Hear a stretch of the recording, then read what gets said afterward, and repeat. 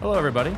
We are back on PHLY Eagles free agency extravaganza. Bo Wulf, Zach Berman, we have restarted the stream. Let us know if it's working well. A little bit unfortunate as the Eagles have become the team to watch now after having signed Bryce Huff. Zach, how you doing? Well, in my house, we have a joke. Ralph breaks the internet, right? Bryce Huff broke the internet. Wait, what breaks the internet in your house? Ralph. It's a movie. Ralph breaks the internet. Oh, Yeah. okay. So Wreck-It Ralph? Is that the... No, so Bryce Huff movie? broke the internet, but Bryce Huff is back here. And, or I should say we're back, and Bryce Huff's going to be here for the next few years. The Eagles would hope potentially longer.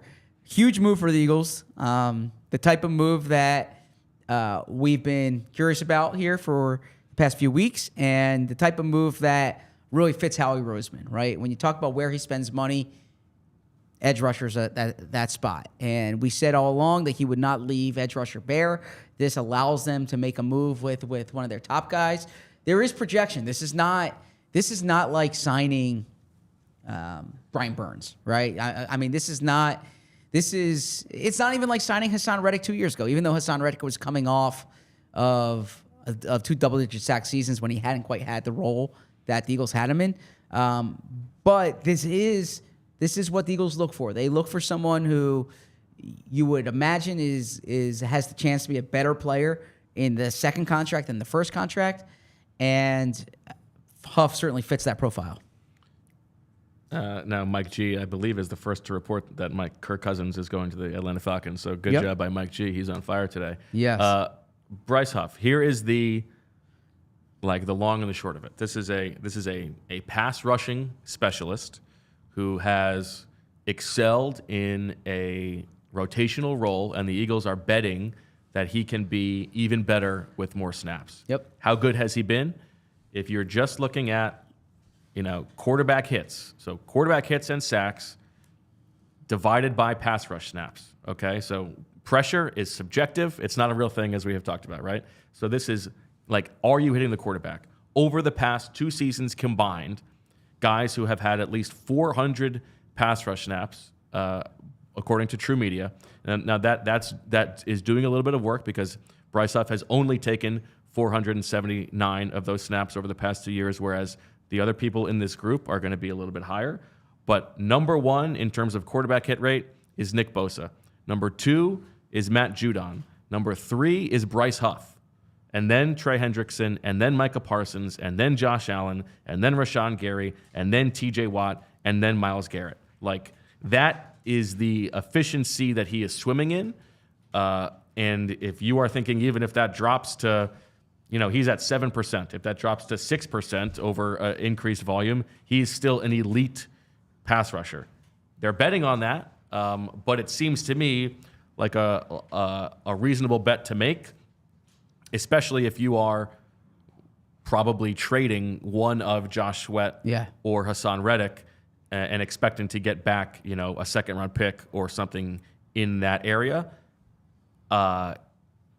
It's interesting. Now, I wonder if we're going to get reports that, the Eagles love pass rushers. They could conceivably keep all 3. Yeah. It feels like a little bit of a stretch given all the other needs that they have to fill. Sure.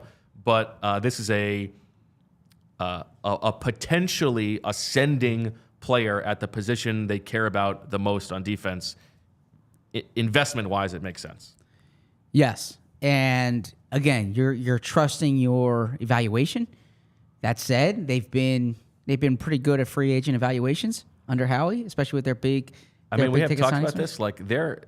Say what you will about the draft, the draft, because the draft is a crapshoot.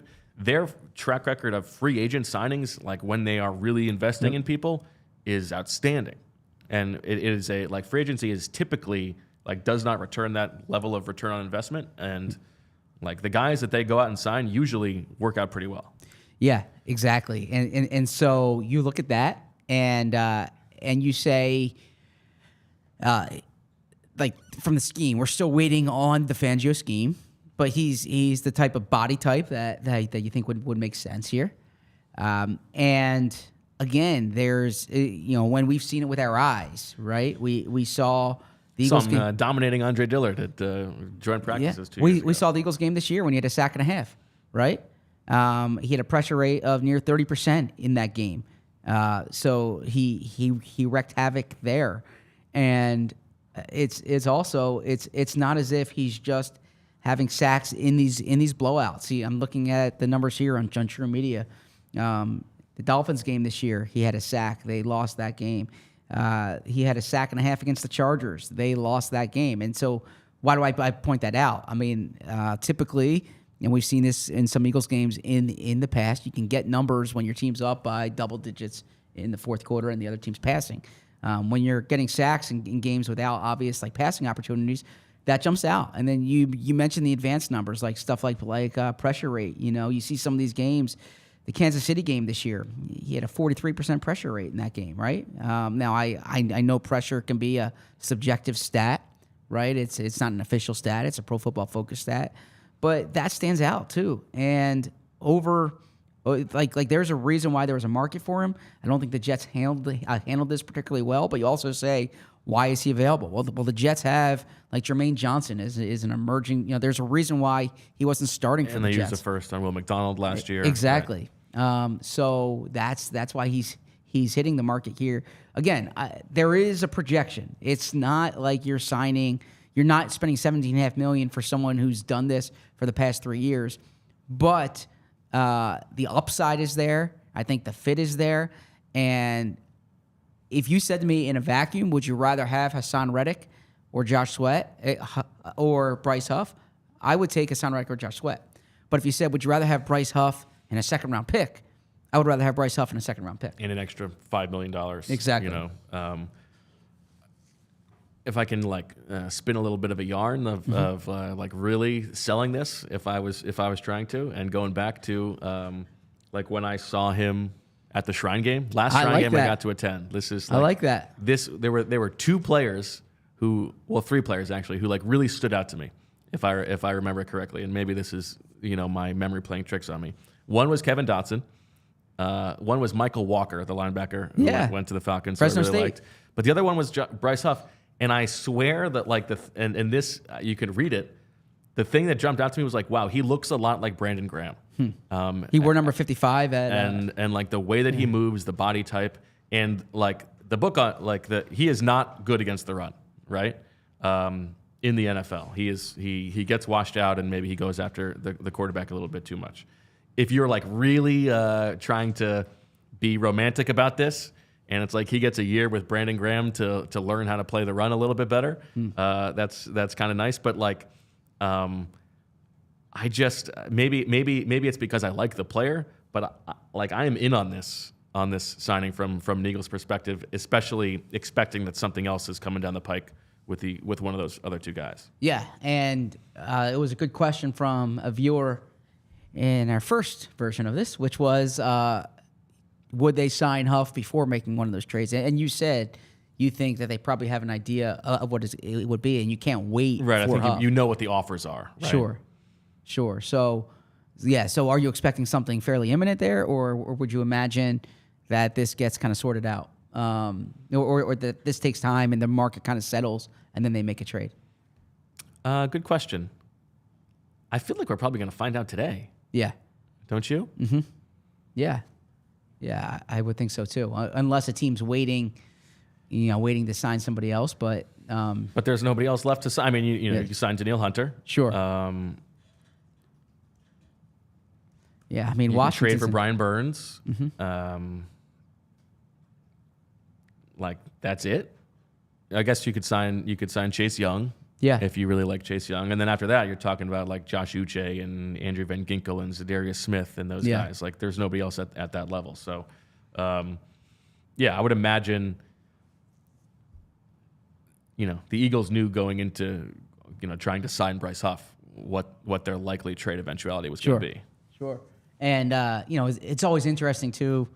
I follow Jets reporters, and when the other teams' reporters are like, oh, man, or this is a huge loss for the team, or the team screwed up the situation. And that's what you see with the Jets thing, that they had a chance to lock him up at an earlier time. They didn't do it. Rich Cimini from ESPN says they passed up on trade opportunities last season. I think it's a move that makes a lot of sense for the Eagles. And it makes sense given an overall plan that they have as How about that as fresh well. graphic? Yeah, I like that. Appreciate that. Jalen sliding in. I did when the Huff news came out. There was one other thing that came out that we should just mention in conjunction. Yeah. And that's Josh Jacobs. Yes. Looks like he's going to the Packers, according to Tom Pelissero, is where I saw it. So that means that a third starting running back signed. Saquon Barkley still on the market. One fewer seat. And we'll see what the Josh Jacobs money is. But Josh Jacobs, of the guys who signed, Pollard and Jacobs are the ones that you would consider most comparable to. So probably Jacobs is the one most comparable to Saquon. Jacobs led the league in rushing 2 years ago, right? Yeah. So we will. Both of them were tagged last year. We talked about how this was like two classes in one because of those players who were tagged. So we'll see what shakes out with Barkley. I always felt the Huff smoke made sense because it just Careful fit. not to huff the smoke. Yeah, that's Bad true. for your lungs. Yeah, it just made because look, I understand people can evolve, people can change. Like just because Howie did something 3 years ago or 5 years ago or 8 years ago or 10 years ago doesn't mean that's always how he's going to do it.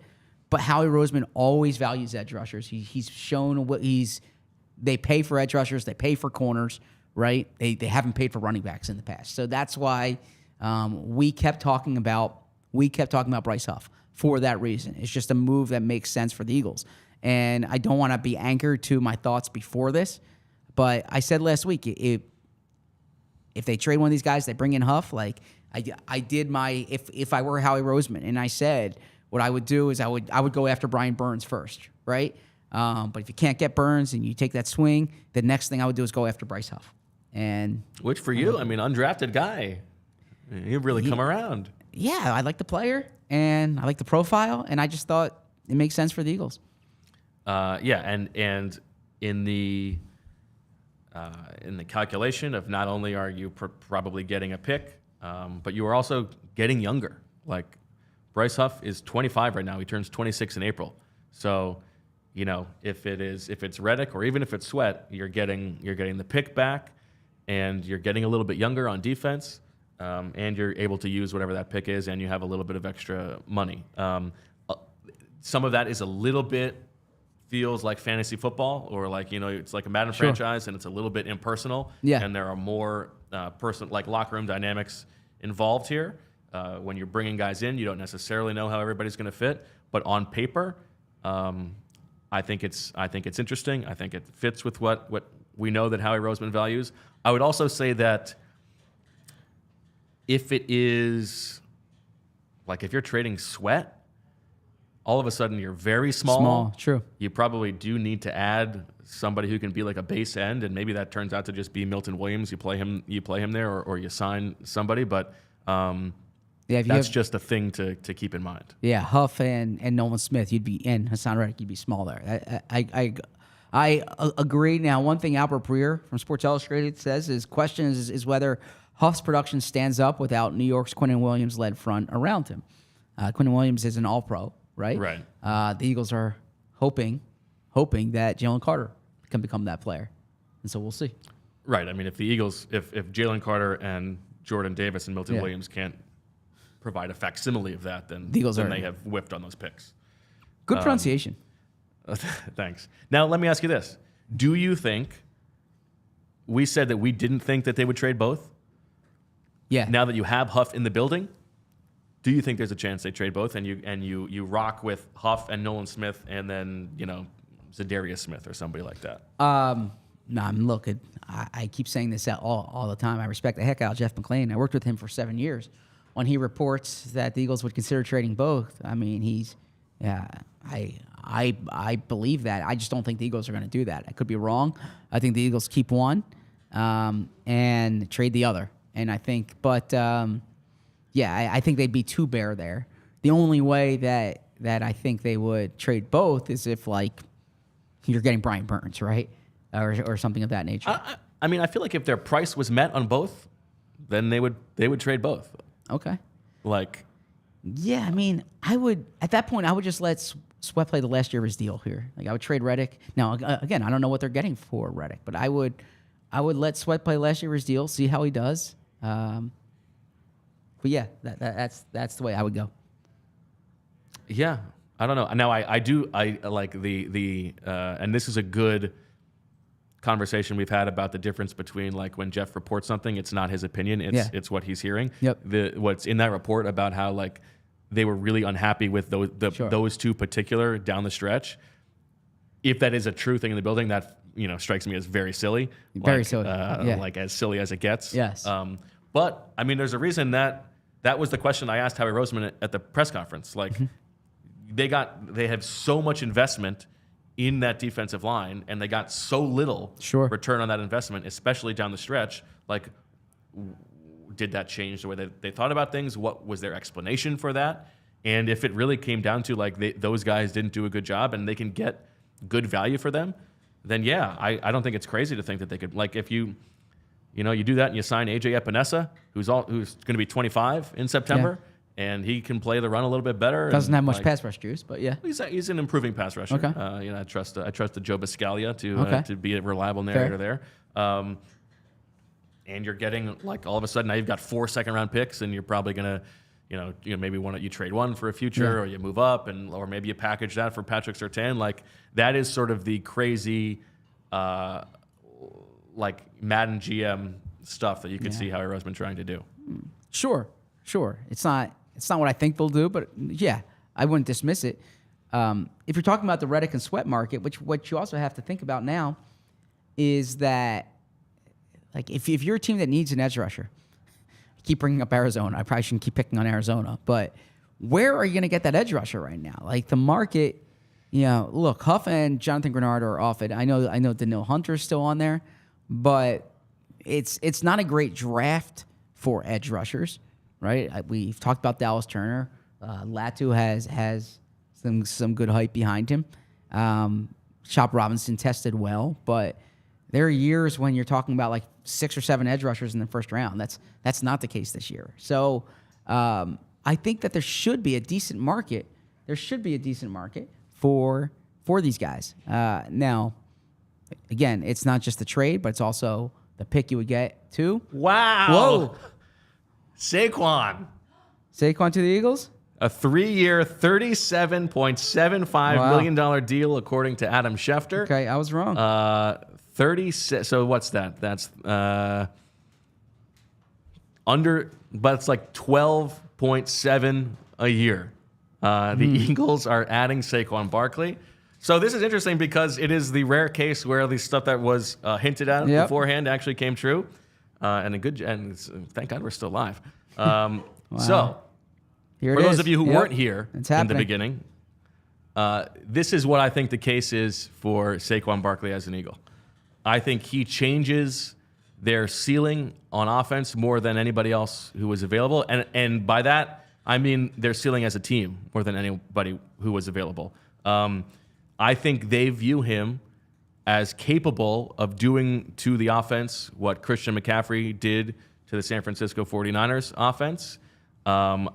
He has been in such a terrible offensive situation throughout his career in New York with bad quarterback play, mediocre offensive line play, and like bad weaponry on the outside to the extent that like all of the defensive attention was placed on him. You put him now in a backfield next to Jalen Hurts, where defenses have to account for him as a runner, and with A.J. Brown and Devontae Smith, and in theory, what should still be a very good offensive line, that is a chance for him to like dominate. And when he gets in the open field, he can beat guys to the end zone. I see it. I think that it's certainly a lot of money to pay for a running back, and that is not what Howie Roseman has done in the past. Yeah.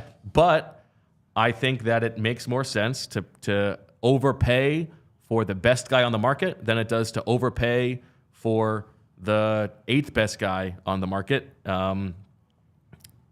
And I told you all along, Zach, that I did not believe the Eagles when they were saying that there wasn't much work to do on offense. This is an offense that finished 10th in EPA per drive or so last year, 10th in offensive DVOA. And given the investment in the offense and the offense and the organizational understanding that offense matters most, that was not good enough. And I didn't think that just changing the coordinator was going to be enough in their mind to change the ceiling there. And so I get it. I wince a little bit at giving a running back that much money.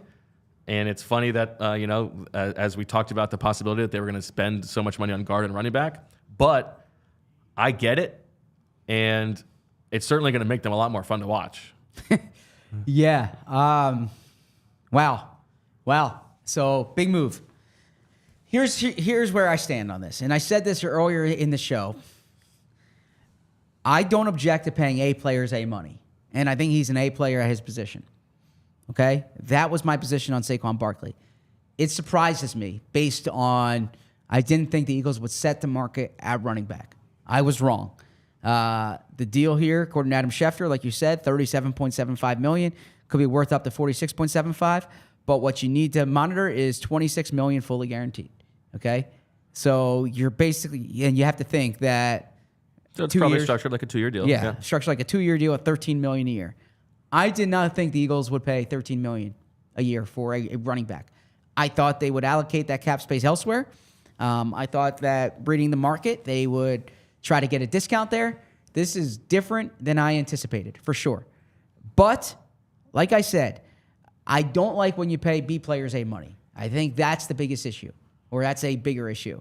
I don't have a problem with paying A players A money. You're talking about a player when he was coming out of Penn State was considered a generational, or I shouldn't say generational, that's overused, but like an elite running back.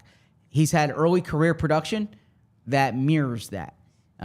He's dealt with injury. There's no question about that. But when he's on his game, he is rare.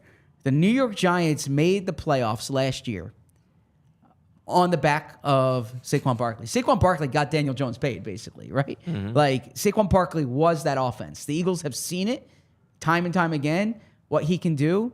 And yeah, like you said, you put him behind the best offensive line he's ever played in front of, or behind, I should say, with the best skill players he's ever had, with the best quarterback he's ever had. And you see what running backs did in this offense that Kellen Moore has run in the past. I get it. I did not think the Eagles would do it, but I'm not going to criticize them for paying an A player A money. They just need him to stay healthy, and they need that age curve to work in their favor. Let us know what you guys think in the chat. Seems like people are excited. This will sound obvious, but I think this is the move that they only thought became a possibility when the cap jumped more than they expected. Like, I think if the cap had remained where they thought it was going to, they would still have done the Bryce Huff deal, and the cap spike led to them thinking this was a possibility. I think this is a result of that. Yeah, I mean, I don't know. It certainly is plausible. That's the case. Yeah, I mean, I could see it. Diana Rossini just said the Eagles aren't done. I'm curious what's the next shoe to fall here. But yeah, I mean, this is, like I get it. I absolutely, I get it. It surprises me that they went this far, but I mean, I saw someone say like DeMarco Murray. DeMarco Murray was not under Howie. Remember that. Howie was on the other side of the building that year. This is the biggest investment Howie's made in a running back since LaShawn McCoy. And so, he's breaking form here. But if you think he's an A player, you pay A player A money. And like you said, they entered today with the 10th most cap space in the league, according to overthecap.com. And depending how they structure it, with void years, they still can be flexible, but they're trying to maximize this window they have now. We've talked about, look, I don't want to get ahead of ourselves. We talked about what's going to happen when you pay Devontae and what that, what's going to change with the offense. The Eagles have a window next year, at least with Devontae, with AJ, with Saquon, with Dallas Goedert. This might be Dallas Goedert's last year, right? You still have Lane Johnson. Like, the Eagles are going for it as they should. Interesting. You know what? We made this joke last week when we were talking about the Saquon possibility. Yeah. But poor Miles Sanders. Yes. Yes. I mean, he watches as the Eagles finally pay a guy, and it's the guy who he had to wait to play behind, and he's like always, he just will never escape the shadow of Saquon Barkley. That's too bad for him. Yeah. What's been your read on the player, like when you've watched him with the Giants? Yeah, I mean, he looks now. There have been times when he looked just hurt and less explosive, but he looked to me like a guy who had a chance to be a superstar if he could ever get out of a terrible situation. Yeah. Like just never had space, and certainly is really fun to watch. I'm curious if we will, one of his superpowers is as a receiver, and we thought that about DeAndre Swift last year, and the Eagles never really utilized that. I think that's part of Kellen Moore's operating orders this year is to make that a bigger part of the offense. But I just think like sometimes you can overcomplicate it, and when you get a guy like this who is as dangerous in the open field as he is, with what's going to be around him in the offense, I think there's a chance that he can be the best running back in football next year. Yeah, I mean, you've heard it elsewhere, the Christian McCaffrey effect. That's what the Eagles are hoping for, is that McCaffrey went to San Francisco and he made a good offense even better, or he made a great offense even better. And when you play with those types of weapons and you play with that type of line, you play in that type of offense and that type of quarterback, it can change a lot of things. Do you think they will immediately follow this up by signing Boston Scott again? Bring Rashad Penny back? Yeah. Maybe the Giants will sign Boston Scott, and they'll think that's a fair trade. True. Huh. Wow. I never thought that this was that crazy. No, you were on it. And I didn't think they would do it. But you were on it. I never say never, but I said unlikely, and I was wrong there.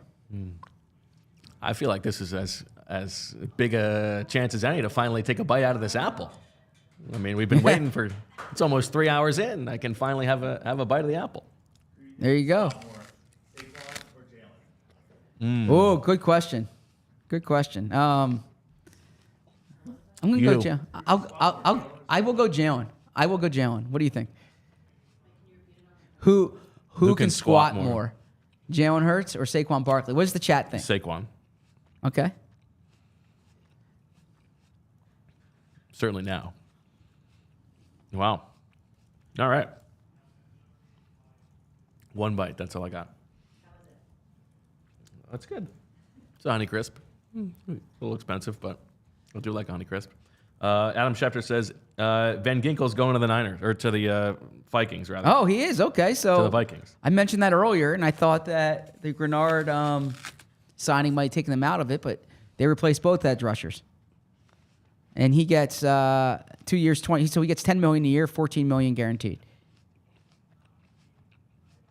Interesting. So this is a big time move. It's a big time move for the Eagles here. Also, John Runyon Jr. to the New York Giants. Yeah, so the Giants are on the board at guard, and John Runyon Jr. can use his Jersey license again. Nice. Yeah. That's good. It's from South Jersey. Yeah, how many players in NFL history do you think have played for a team in the state where one of their parents was a U.S. representative? I don't know that stat. That feels like the perfect convergence of your interests. Yeah. Yeah. There's no West Wing episode about that? No, there's no West Wing episode about that. Big for the Penn State community here, all right? Who on our chat is a Penn State fan? We just saw Tyler leave. Tyler Zoe here at PHLY. He's a Penn State guy. I'm married to a Penn State alum. She's not a big, she doesn't follow football, but I can tell her they just signed. Do you think she knows who Saquon is? No, I don't. I will text her, actually, real quick right now. That's good. This is fun. This is fun. Live on the show. This is fun. Settle an argument on the show. I wouldn't call this an argument. Not an argument. Settle a question on the show. Do you know? I mean, we've had some arguments. I wouldn't call this one. Do you know who Saquon Barkley is? She might be mad at me for including her, but we're on for 4 hours. We might as well. Yeah, right? absolutely. Yeah. Now, you mentioned it, Diana Rossini tweeting, the Eagles aren't done. if they were going to make another splash today, what could that be? Safety. See, I mean, I got to think safety at this point, or trading. Adam Kaplan, I saw, had a little note that the Eagles were involved to some degree in Darnell Savage, who signed with the Jacksonville Jaguars. Yeah. Which actually would have struck me as an interesting fit. We got a super chat from James who says, I think they did the Barkley deal by banking on Huff savings, but I think that they're banking on that one-hit wonder, literally only 6 tackles 1 year ago for Huff, that is, and bet this deal means moving on from Reddick for sure to pay Barkley. Emily says Giants running back. There you go. Good job. How now dare you Eagles underestimate running. Yeah. your lovely wife? Yeah, she is lovely. That's Tell for her sure. I had her back. I knew she could do it. Bo had your back. Okay. Yeah, I think if there's another big move to come, it could be the trade. Yeah. But I don't know, like, what if they make the corner trade? I mean, that would be a big move for sure. Wait, before we get to that, I just want to ask you. You are one of the Bo Wulf takes. I don't know if it's a take. Is you don't Sure. like the NFC East, the intra-division signings. Is it just the Cowboys, or is it? No. That is not a take. Okay. That is, I have tracked the Eagles' Yes. history. The Eagles have not had success with that.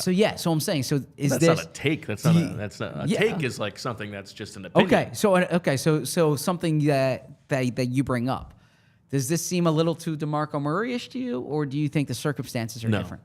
I think the circumstances are very different. I think DeMarco Murray was like you could sort of tell he had already gotten the most out of what he had in that system. I think there are also many more miles on him. Now Saquon has had like a lot of work, so that is certainly a concern.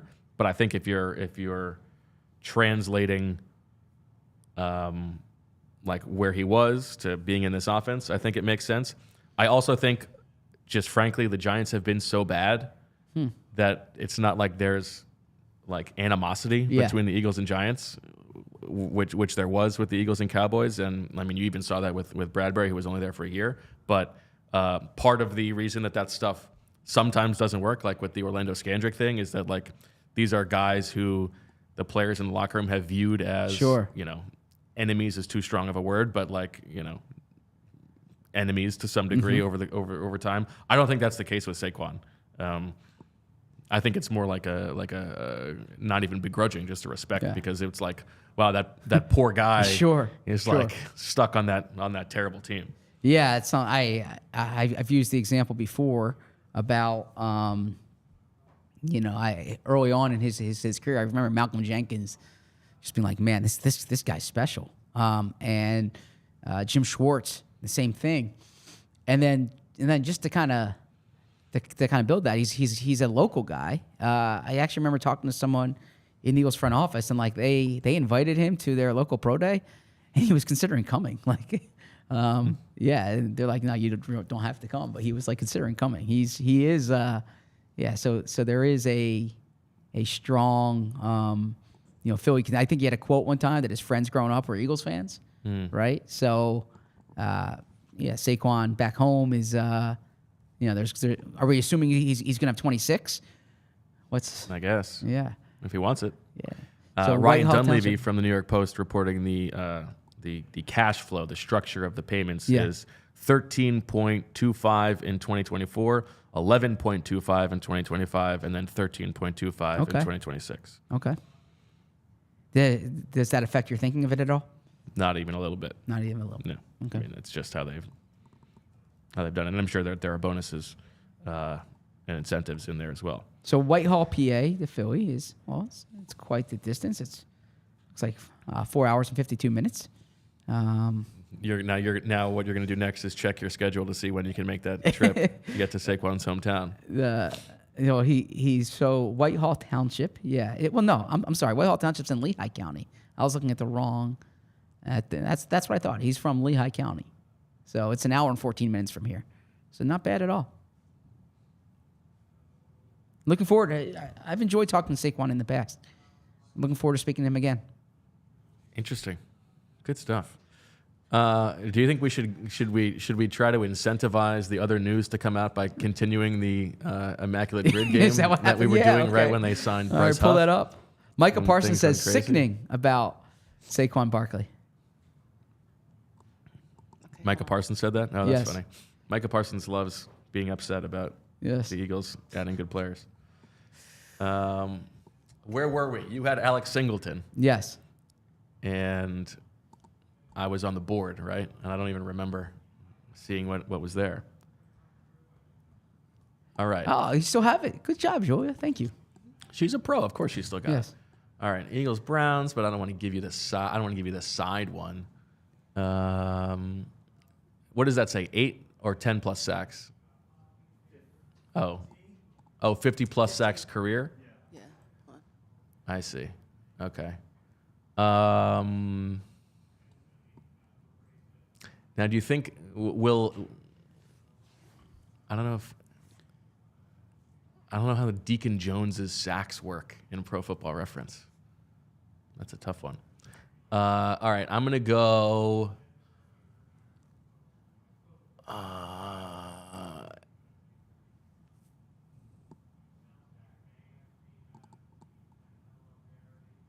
Yeah, I'll go.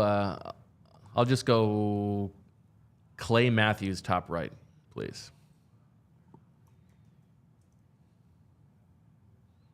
Oh, it's got to be the recent one. So 2009 to 2019? Yes. Oh, yeah, okay. Okay, so I will go with top left here. And I'm going to go with John Johnson. Good one. Your boy. Yes. That's good. That's a good Zach callback. Yep. You've always loved John Johnson. All right, so I got a block with a Lions sack guy.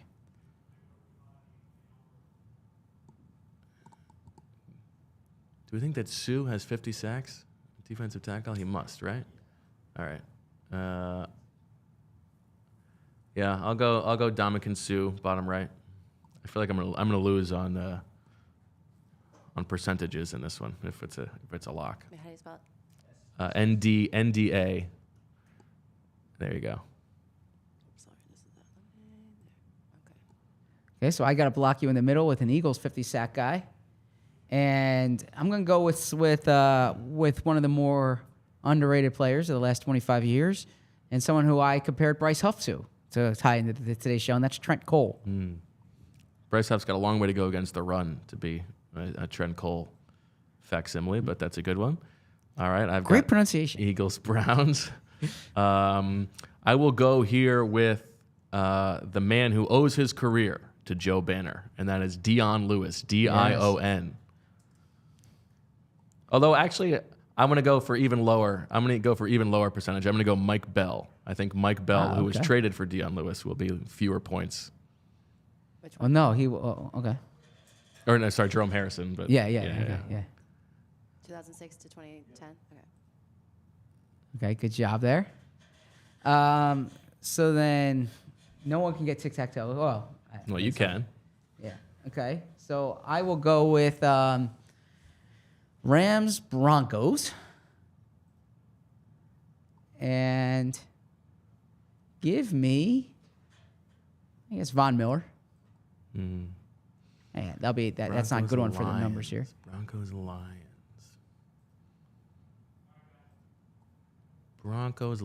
This one might take me some time here. Now for the audio listeners, tough. Yeah, for the audio listeners, we're giving you 4 hours. For the audio listeners, We'll give you 4 hours We've here. got well, you know what? Just pull it up if you want to. We're playing tic-tac-toe. I need a Broncos Lions to block Zach's tic-tac-toe. There's also Browns Lions, which is still on the board. Okay, Broncos Lions. Thinking about some Eagles. Oh.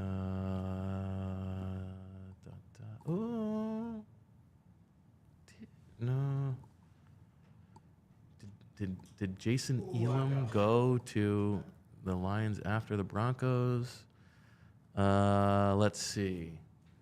How much time do I have here? What should be my? Should I start the timer now? Yeah. Bronco. Have there been any moves in the last? Let me pull this up here.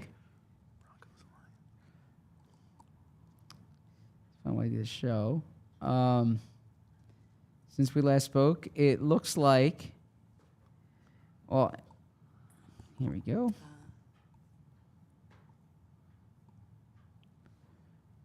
John Runyon Jr. We said getting $30 million. Okay.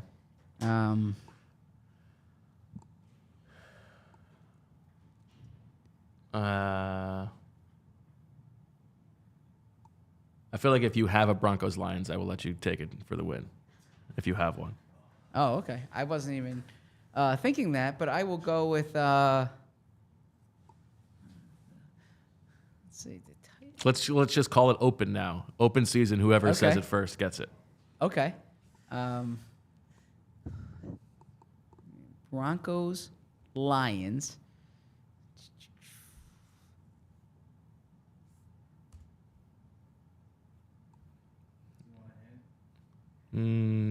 I think not fair. and we are on a live show here. Okay, I just want to make sure we don't lose I'm track of. just checking Twitter. Nothing. Nothing Okay, else we don't has lose track changed. of that. All right. For Broncos, Lions, I'm thinking of backup quarterbacks. Well, here I will go with. Well, no. I was about to go with. I got one. Bottom Okay. middle. Tatum Bell. Okay, that's a good one. Is that who you were thinking of? No. Oh. I got a lot. TATUMB. I Yeah. was thinking Teddy Bridgewater. Teddy Bridgewater. Oh, that's a good one. Yeah, that is a good one. That's a good All one. right, so now you have to get a Lions Browns one to stop me from getting tic-tac-toe. Lions, Browns. Okay. I feel as if this is. What? You get some time to yourself. It's not open season yet. It's only fair. Yeah. Do you want to fill the time? Sure. Okay. Thank you, because we are doing a live show here. Yeah, but it's also the fourth hour of the live show. I think it's okay. Let's see. Idiot Sandwich says his group chat is choosing to view the value of the Barkley deal as, well, that's the same money Gabe Davis got, and we'd rather have this, which probably Okay. is not That's unreasonable. It's interesting. Offensive weapon, right? No. You hate that. Yeah, You- of course I hate you that. hate It's a the stupid offensive- thing. You hate the offensive weapon thing. Kirk Cousins news, more contract news on Kirk Cousins. All right, I feel like now it should be open season. I'm going to give you 10 more seconds, and then I don't have one right away, but 10, 9, 8, 7. My daughter Jane hates when I start counting down. It makes her very angry. 6, 5, Do you have one? 4, You can go if you have 3, one. 2, 1. I do not have one. I've been trying to give you space here. Yeah, that's now okay. I'm trying to think. That's okay. I've been. I know I did see one in the chat, which I will not use. That does. I saw Joik Bell, but we cannot take one from the chat. I wasn't gonna go with Joik Bell, but you know what? Actually, you mentioned this Oh, before. go ahead. Jerome Harrison. Did he play for? Yeah, I think. I Yeah, think he yeah. did. Jerome Harrison. Now that you say that. Okay, so a deadlock. Well, now what you've now created is we're gonna have to count up the. What the was Kirk percentages Cousins' here. contract, by the way? That people are saying. I think it's $50 million a year. Good for Kirk Cousins. Wow. Can we zoom in on those numbers? We got to find out who wins here.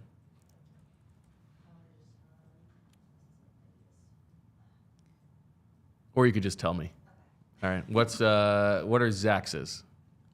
8%, 72%, 5%, and 2%. And then who just did the last Bottom one? left is Zach also. Is it so 1%?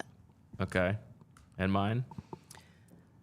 3%, 0.2%, Nice. and 3% again, Yeah. and 71%. Oh, okay.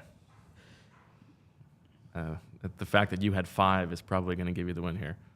8 plus 72 plus 5 plus 3 plus 5. You got an average of 17.6. And I have 70.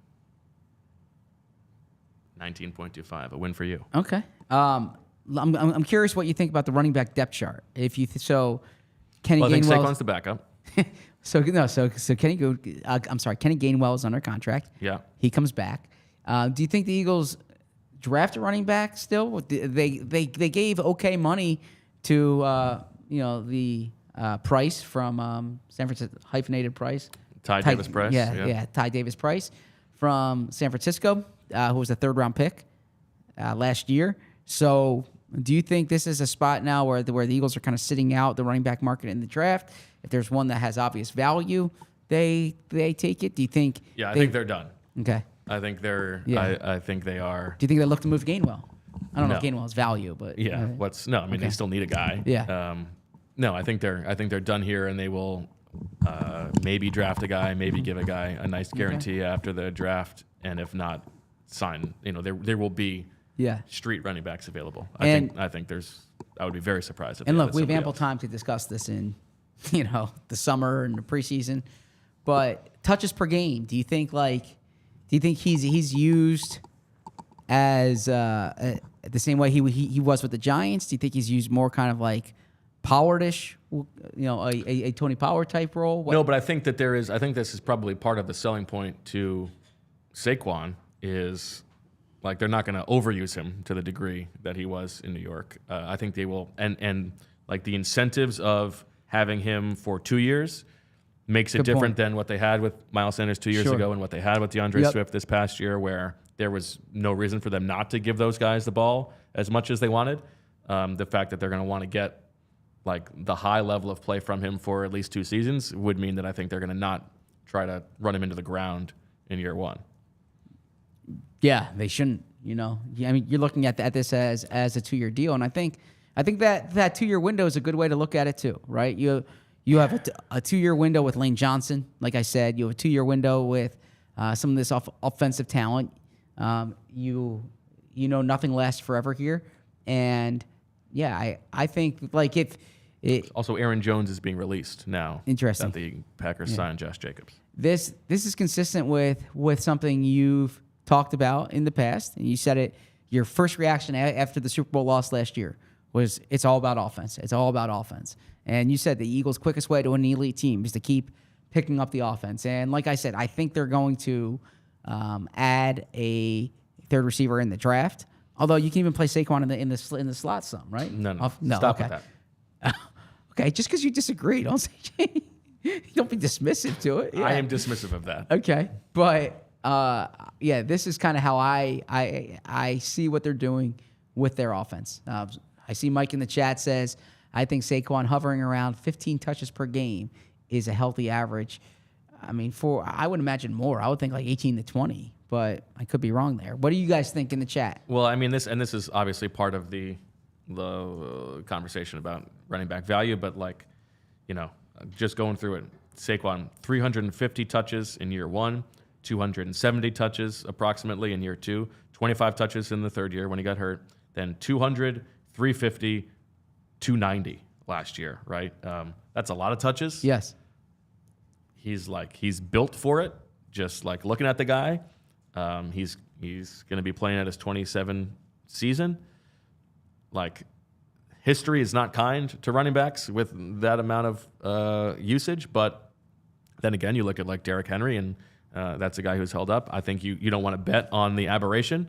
Sure. But I just if almost any other team was signing Saquon to this deal, I would think it was probably bad value. I still think it's probably like you're overpaying to get him. Mm-hmm. But I just think in this specific situation where you have the guy in Vic Fangio who, in theory, can get the defense to competency, you need to chase ceiling on offense, and you're not going to, we've talked about, I think they need another wide receiver, but the personality dynamics are such that you can't really add a really good 3rd receiver, because then A.J. Brown and Devontae Smith are going to be worrying about their ball, their touches. It's not going to be like that with a running back. And so if you're going to, where can we add a real difference maker for this specific situation? I think it makes sense. I see how they have talked themselves into this being the move that they needed. Yeah, according to ESPN Stats Info, Saquon Barkley goes from an offensive line that ranked 31st in run block win rate last season to an offensive line that ranked first in run block win rate in run block win rate last season.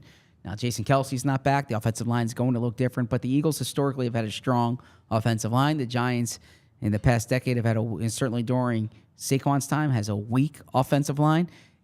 So if you say that he's had the production that he's had over these last 6 years in an offense that did not fit his style, or I'm sorry, in an offense that did not maximize him, then he could be maximized here. But I mean, you're looking at a 7th-year running back and saying he's going to have the best year of his career in year 7. You wonder what the track record is of that. And that's kind of, the Eagles are going against form. Like I said, I don't have an issue with paying A money for A players, but you're really counting on this guy being an A player. Yeah. Or staying, I should say, no, staying an A player. Let me ask you this. Do you think part of their consideration here was taking hits off of Jalen? I don't think so. I don't think it's a consideration, but I mean, you talk about an investment. The Jalen Hurts investment's the biggest investment in the organization.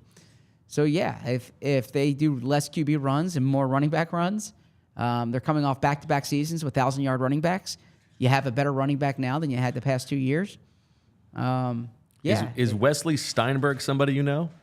He's not, but I did see people say that about Xavier McKinney. And he's followed by Connor Hughes. He's got 14,500 thousand followers. NFL and New York Giants insider. Yeah, the one And now he says the Eagles are also signing Xavier McKinney. And I think somebody in the chat said something about like he's on Spot Track. But I think we'll wait for somebody else to report that. I would love to. No offense to Wesley Steinberg. Yeah, I'd love to get in the fray here. Great father, but What? he said he's a father. Yeah, so according to Jordan Schultz from Bleacher Report, Saquon Barkley's decision came down to the Bears, the Texans, and the Eagles. The Giants never made an offer to retain Barkley, per multiple sources. Interesting. Curious where the Giants go at running back now. Probably somewhere dumb. Yeah, a tough day for the Giants, especially if they don't keep Xavier McKinney. Right? I mean, they didn't have a lot of talent last year. If you let your talent walk Okay. for nothing. I think Wesley Steinberg is not a real account. Oh, is that what people are saying? Yeah. Okay. So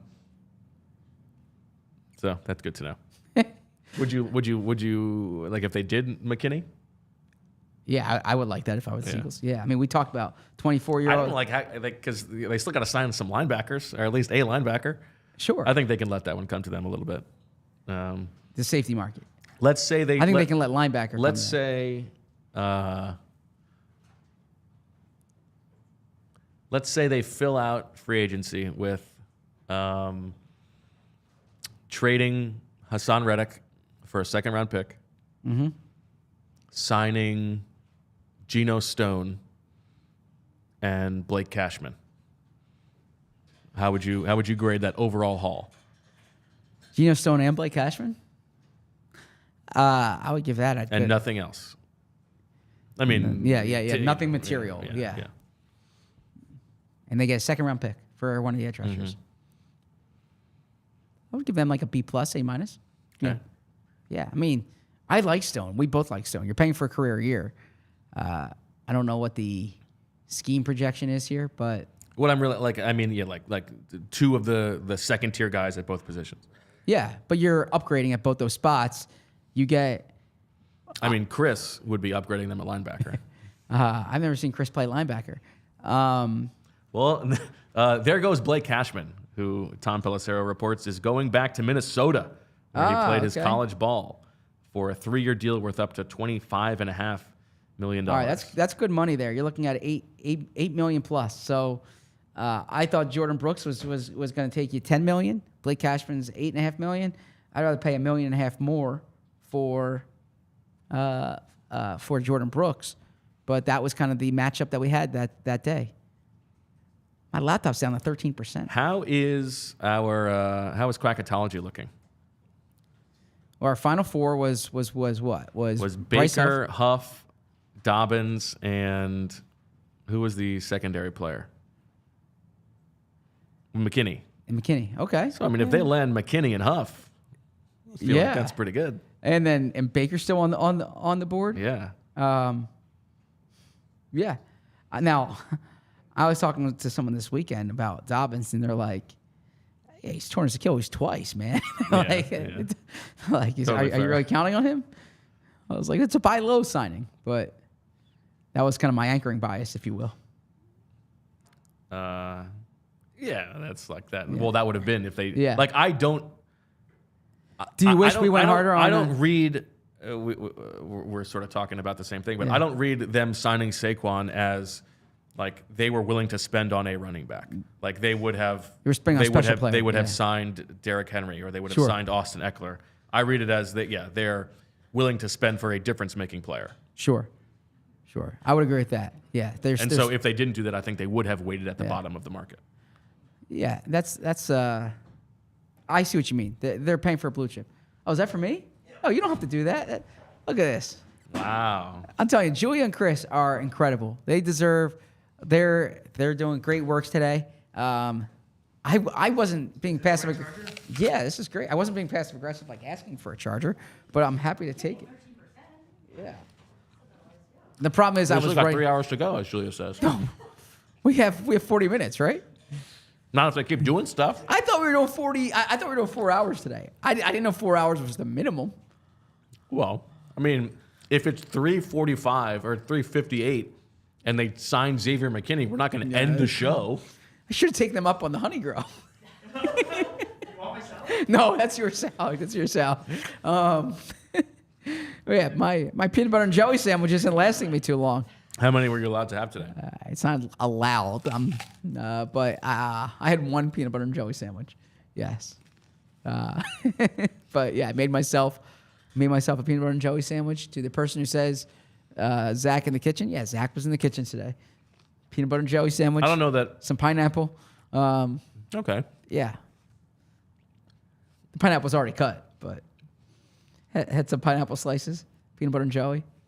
I think I've told the story. We're in the 4th hour of the show. Oh, I think we can. I think Joy is. Can we tell a Javon Kerr story? You can tell a John Kerr story. I'm not getting involved in this one. You know what? Actually, I'm going to go to the men's room real quick. Okay, so I'm not associated with this story, but feel free. Zach has left. He's going to the bathroom. So obviously, what we're going to do here is I'm not going to tell the story until he comes back. I think everybody knows that. Or maybe I can try to time it so that I deliver the final line as he sits down. Adam Schefter here. Former Raiders free agent Bilal Nichols reached agreement on a 3-year, $21 million deal that includes $14.4 million guaranteed with the Arizona Cardinals. So Zach's boys really making waves, overpaying Bilal Nichols. Great job. They're in good shape. All right, let's have a little user participation, listener participation. Let us know if there's any questions that you want to hear. Devin wants to know, do you think this marks a shift in Howie's roster building philosophy? We haven't paid big on a running back in a long time. I will echo what I said earlier. I don't think that this is like running back matters to them. They were willing to spend on anybody at this position. I think it is a player who they view as potentially difference-making. I think they think he can be the best running back in football in this offense, and that is worth paying for. Rohit wants to know, does Saquon make you win the Niners game, the Cowboys, hell, even the Bucks? The problems on this team are much bigger than running back. I think that's a fair point. And like, I don't know what one position would make them win those games. But if you just look at like where are the places that they can upgrade, there aren't many on offense, and offense matters more. And so running back is the place that I think makes sense. And so anyway, Javon Curse is with the Eagles and is going through the breakfast line and is eating pineapple. And somebody remarks, "Oh, pineapple, huh?" And his answer is, "Makes your cum taste good." Welcome back, Zach. I should have waited for the 2-shot to come back so we could have gotten sacks. Answer? What did I miss? That was a joke. Don't want to know what I missed. Here you go. Sources say, according to Ian Rappaport, that the Colts are bringing back Tyquan Lewis. Oh, here you go. Just wanted to This'll help change me the change the subject. topic, yeah. Just wanted to change the subject. This is a different. I'm used to always sending all these texts out and stuff. Now I'm on air during this time. As Ian Rappaport says, the Panthers have their splash, expecting to sign former Dolphins guard Robert Hunt. I wouldn't call that a splash. 5 years, $100 million. No That's way. a splash. According to Mike Garafolo, 5 years, $100 million for Robert Hunt. Oh, God. So the Eagles got the Landon Dickerson. Yeah. You think Landon Dickerson goes back and tries to renegotiate his deal? No, I think that's why they did it before Yes. free agency opened. Yeah. Man. I mean, That's a lot of money. Look, I Wait don't till you watch a see lot how of much stuff. your boys paid Bilal Nichols. my boys. Yeah. Who are my boys? The Cardinals. You keep talking about it. Oh. You need to get JG some pass rush. Oh, yeah. They're paying Bilal Nichols like $14 million guaranteed. Jeez. Well, a Delaware guy. All right, now Connor Hughes, who all respect was all over the All over Eagles this. and Saquon Barkley, says the Eagles are still targeting and trying to get something done with Giants safety Xavier McKinney per sources. They're not alone. McKinney has suitors. Yeah, that would make sense for the Eagles. And that's kind of the that's the move we've been talking about for a while. Is Xavier McKinney? You brought him up right away as the guy. Our 5 moves for Howie Roseman. You brought up Xavier McKinney that day, and my question then is he going to be the top of the market safety? Right? Like, are you paying for the highest price safety on the market? We'll see how this all works out. But a 24-year-old who can cover, who has range, is hard to find. And if the Eagles can do that, that'd be a really big day. One small little angle to that I don't think we covered in all of these Xavier McKinney conversations from last week. Apparently, like good friends with Jalen Hurts from their time together at Alabama. Oh, nice. Okay. Oh, nice. I don't know, just something. All right. How much pineapple did you have this morning? I had like 4 or 5 slices. Or wedges. 4 or 5 wedges. Okay. Yeah. It's a very sugary fruit, so you can't overconsume it. I mean, you can. It's a natural sugar. It's fine. Okay, you're trying to be mindful of that. Okay. I'm sorry. Yeah. It's the time of year when I'm trying to get in better shape. I appreciate that. Yeah. I'm just saying, like, it's the stakes are very low here. It's not like you're going to get shot in the foot if you have an extra slice of pineapple. I'm on like a football coach's diet, right? Like, in the sense that, like, I report the training camp in the best shape of my year, and then I go into New Year's Eve being like, oh God. All right. So So now That was a good delivery of "Oh God." I'm on my pathway to training camp now. Now, what's your peanut butter and jelly process? I take out the peanut butter, take out the What jelly. kind of peanut butter? What kind of jelly? Okay. What's the little ratio? Are you toasting that bad boy? Toasting a peanut butter and jelly? Do people do that? Some people do that. Do you? On occasion, it's not my go-to. Yeah, I do not toast the peanut butter and jelly. You don't toast it with the peanut butter and jelly on it, but you No, toast I don't. the bread I don't first. toast the bread. I toast my bagels, but not my peanut butter and jelly. Okay. I don't mind. It's not a heavy toast, but just a little structural integrity on there. So, look, I feel like I'm gonna get in trouble for this episode. Why? Well, Emily, who is she's much healthier than I am, and we had last week I brought up to her because I do eat a lot of peanut butter and jelly, and we have all these we have The kids eat so much peanut butter and jelly. we have It's natural we have natural peanut butter. That I don't know how to describe it. We had that, and then ridiculous. Not good. Is basically the and then face we you're had making? and then we had sunflower butter, which Okay. apparently Expensive. you need for school because there's peanut allergies in Sure. school, so Yeah. they're not allowed to bring peanut butter and jelly in school. And then we had another thing that I opened it up and there was like water on top or oil on top. You know what I'm talking about? Yeah, And that it's like, happens. Those are the ones you got to refrigerate. oh, okay. And so then I said that what about just like a Skippy? Just give me the regular Skippy. And Right. I got told there's a lot of sugar in the Skippy, but you know what? We have Look at Skippy. you like, look. Oh, you do have Skippy. We have Skippy Oh, now. good for you, man in the house. Go get yourself some We Skippy. got some Skippy. Finally put your foot down. I like that. Yeah, some Skippy, some jelly, Put that. What kind on, of jelly? Today was grape. But Okay. I'm more of a strawberry jelly guy. Now, are but we talking like a nice fancy jelly, or No, this just is more of the store brand, like store brand. squeeze it on? store brand squeeze it on type jelly. Okay. And then, then just bread. No. Okay. And I put the peanut butter on one slice and the jelly on the other slice, and I put the bread together and I cut it in interesting. half. And I cut it in half. You put the jelly on the other slice naked, and then you push them together. Is that not what you do? No, I put the peanut butter on the base, and then I put the jelly on top of the peanut butter, and then you put the bread on top. Oh no! Because I feel like if you split it up, you risk losing some jam and jelly. No, to me it's like bringing people together, right? It's being a uniter, right? So Interesting. Yeah, so I don't like factions, and so so I don't like when you have. But you're still bringing them together if you're piling them on together. Yeah, no, I mean, it's I all put the same. Why create an Put the extra peanut step? butter on one side, jelly on the other side. Put them together. Claire does this. I'm with Zach this time. Thank you. No, Claire. you don't. She. I think this is from earlier. She's responding to a different part. Oh, okay. Someone says I that's can't insane. tell What's which. insane? I What do you- can't tell which part Yeah, you guys are. I don't know what's insane. reacting to here. Putting the peanut butter and the jellies together Claire is says insane. peanut butter on one side, jelly on the other. Oh, okay, yeah, thank Interesting. you. What's the difference? Why would you create an extra thing? Yeah. That's Yeah. bizarre, I feel. Wait, who says that's a psycho move to put? Julia, where do you go? I feel like I haven't made a peanut butter and jelly sandwich in so long, but I think I used to put them on separate and then put them together. Thank you. Yeah. Chris is shaking his head. He says no. You put, especially if you're holding it, like you make in the morning for lunch or something, peanut butter on both sides of the bread, and so the bread doesn't get soggy from the jelly. Oh, that's interesting. And then Chris, I don't know if you guys heard that. Chris says he goes peanut butter on both sides.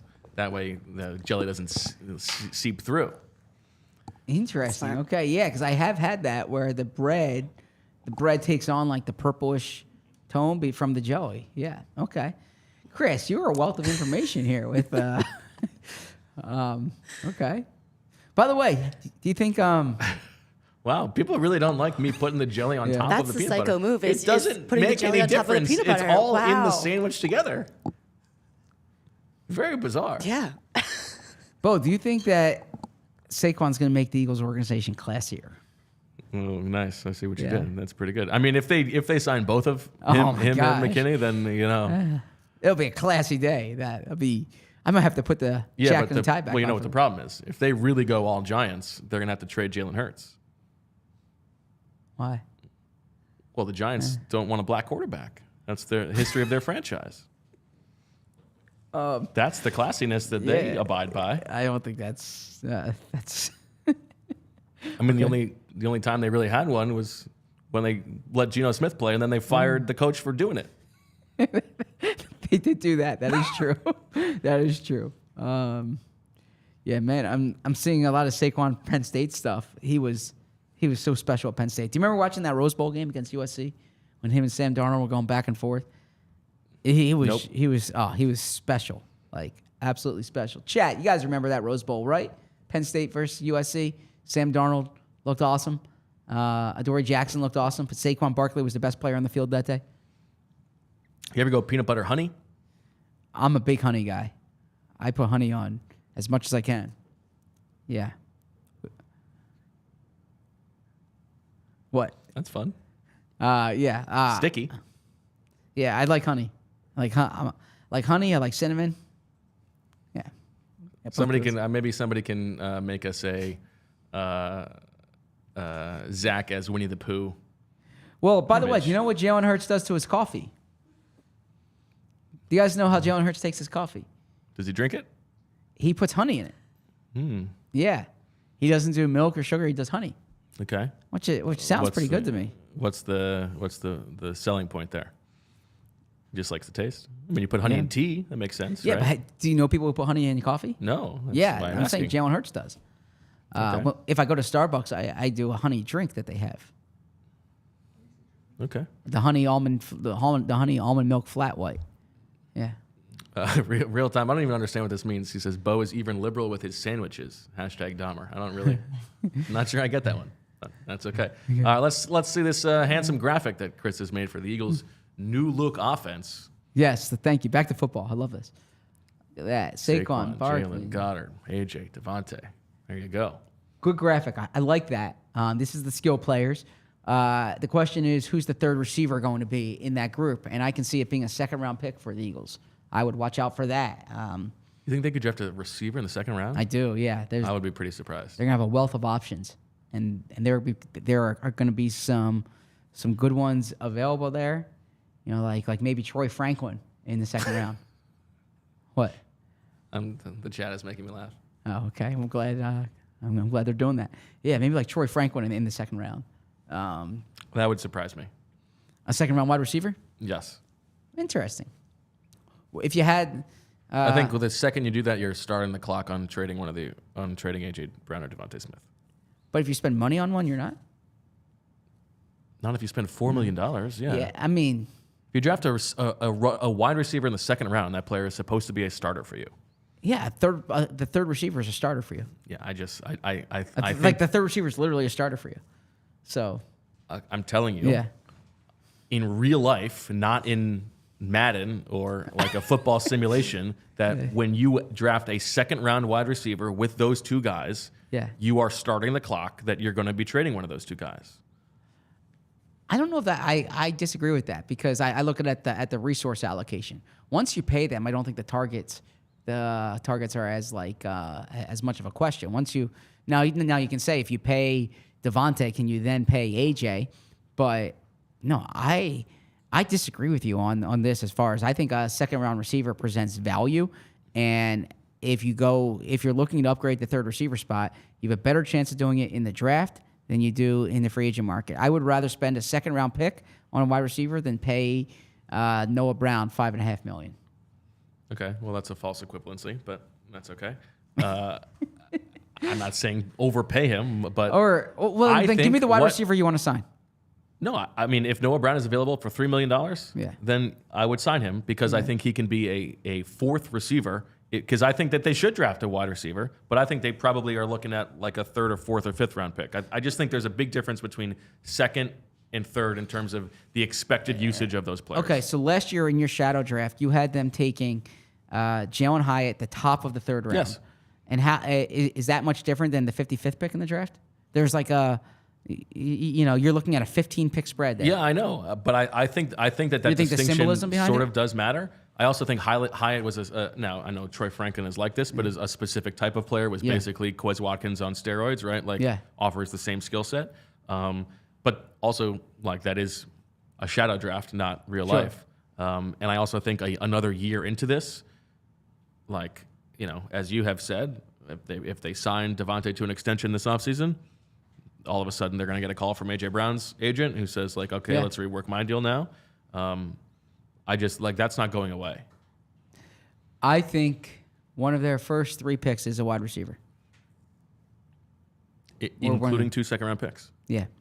Wow, I'll take. Let's put that on the bet board. Well, you gotta give me odds on that, but no, you just said you think that's going to happen. Well, no, I need to see how if the Eagles go into the draft without adding a cornerback before then obviously they're going to take a cornerback in the first 2 rounds, right? They kind of telegraph that for you, but yeah, I think they'll take a wide receiver early in this draft, and so yeah, I will be very surprised if they use a second round pick on a receiver. Not that I think it's a bad pick because of the value of the position, but I don't think that that's what they're going to do.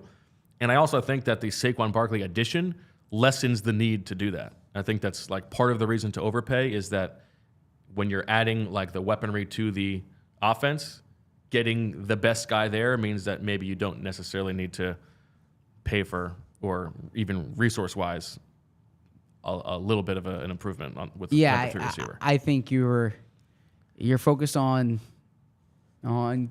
taking good players at big positions for you, and I just think you're going to find a wide receiver in the second round who is of the value of like a first round pick perhaps. Now, you can say because of the strength of this draft, maybe find a wide receiver in round 4 who can contribute for you.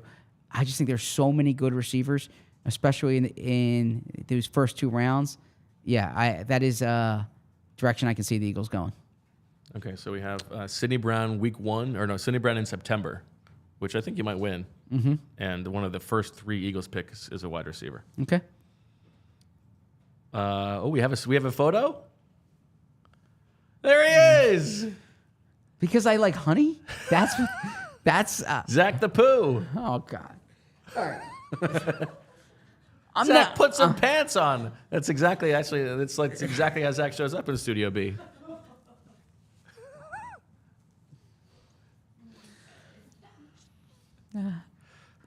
Zach Journalism school. Zach puts honey on everything. Went to journalism school. Worked my butt off to get to this point in life.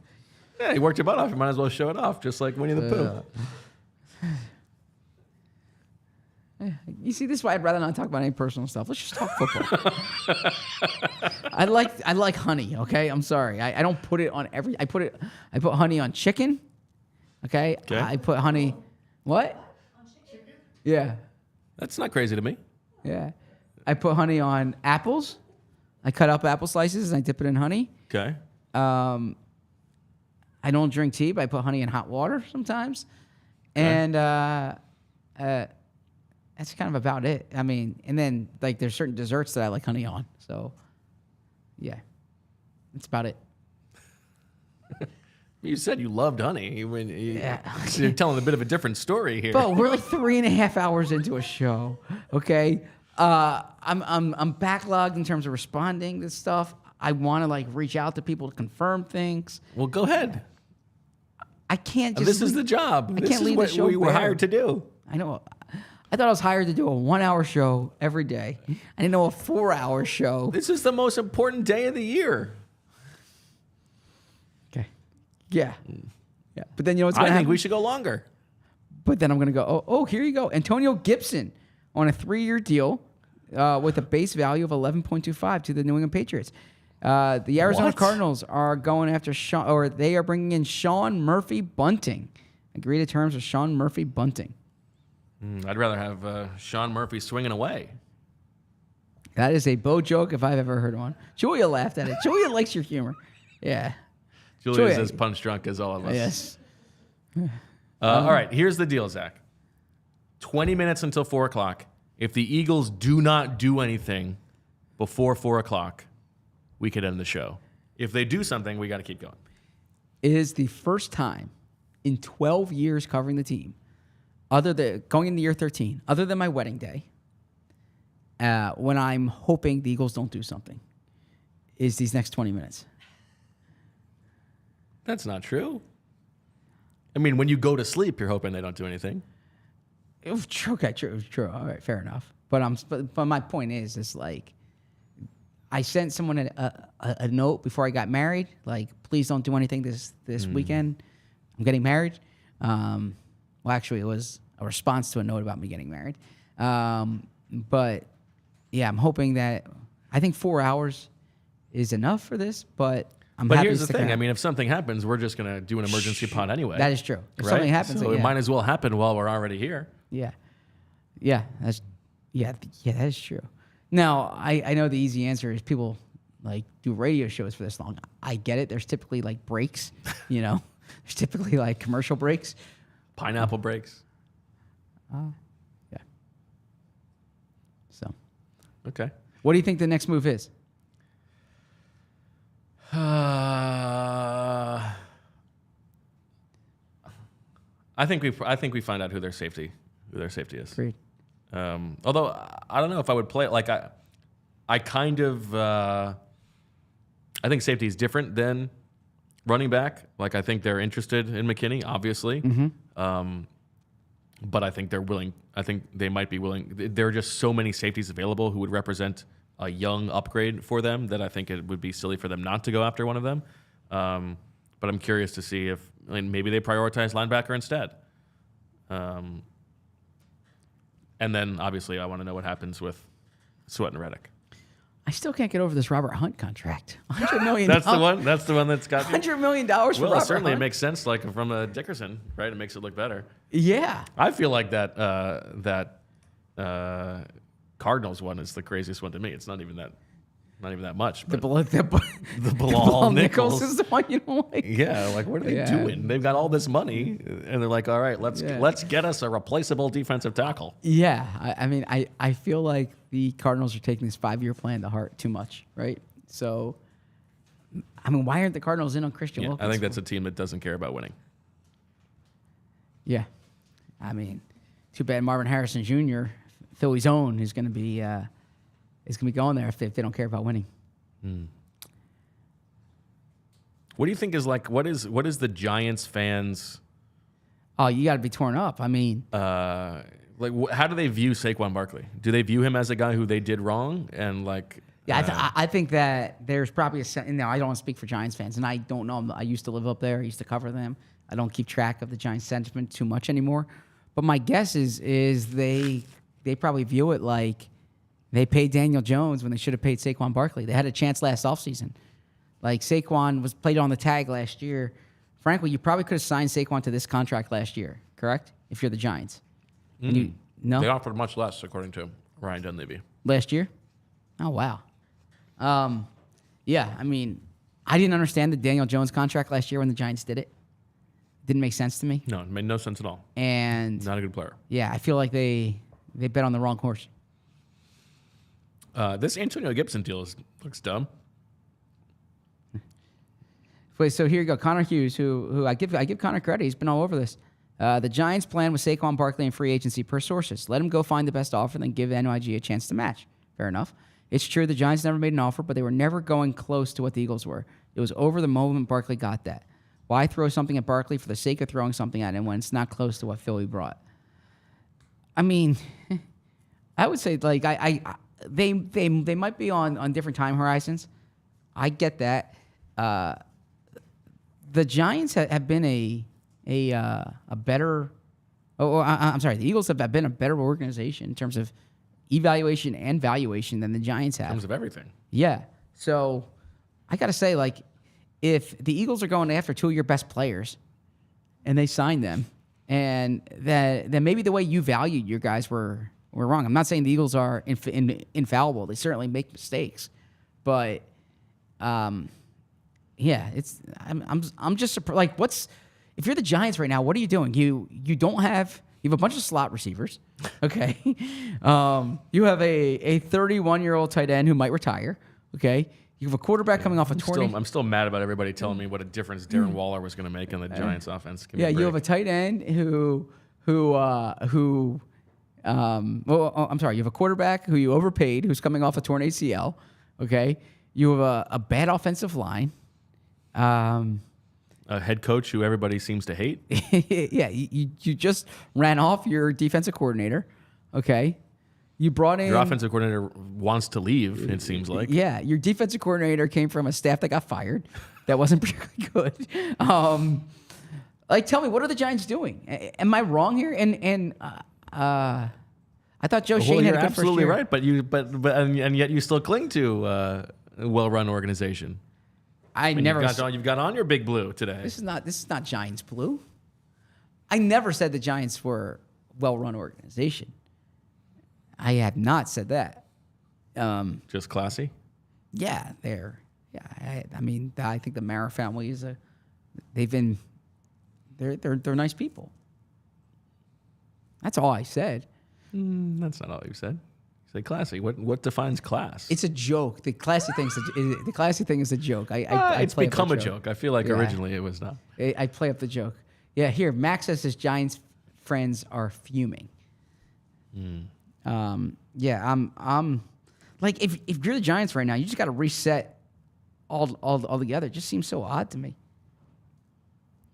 Okay, Antonio Gibson only got 5.3 guaranteed, 3 for 11.25. So, I mean, it's not how I would have spent my money, but it's not terrible. All right, well, 12 minutes left. Come on, Eagles. Poking the stick. Do something. What do you think DeAndre Swift thinks right now? He's just happy he got paid. Yeah. Yeah. Yeah. Okay. Yeah, he got what he wanted. So if the Eagles didn't get Barkley, you think they would have Have we discussed that already? No. Oh, okay. Well, we have. Sorry. Yeah. I mean, I sorry. actually have said that, but Oh, we've okay. been talking for 4 hours. I think it's Yeah, okay to it's ask a all- question that would lead to a repeat answer. Okay. Should we do the baseball Immaculate grid for today? Sure. Wait. AWOG, you'd be taking a lot of heat. Oh, thank you, AWOG. Okay. We all love you. What does he Steve. say? Yeah, of course we love you. We I can didn't know because we that. love. If we didn't love you, what would we be Yeah, doing? taking a lot of heat today. That is true. I don't think you're taking that much heat. Bo, have Maybe you been, volume wise. Bo, have you been the brunt of any joke today? Yeah, of course. People killing me for this peanut butter thing. No, have I made a comment earlier on about getting dressed up, and you got offended. That was big. That wasn't the a extent comment. of it. That was a. Yeah. I said I'm repping the brand. I get it. I'm sending a message. Okay. Good. That's great. People want us to do baseball. Let's do baseball. All right, let's do baseball. And thank you for all the audience who's sticking with us today. We Wow, I appreciate can't that. believe we got 1 million people in here today. The Texans are signing Jeff Okuda to a 1-year, $4.75 million contract. Former number 3 overall pick. Him and love Derek that. Stingley. I mean, get him with D'Amico. Wasn't he there? Yeah. What? No. Sorry.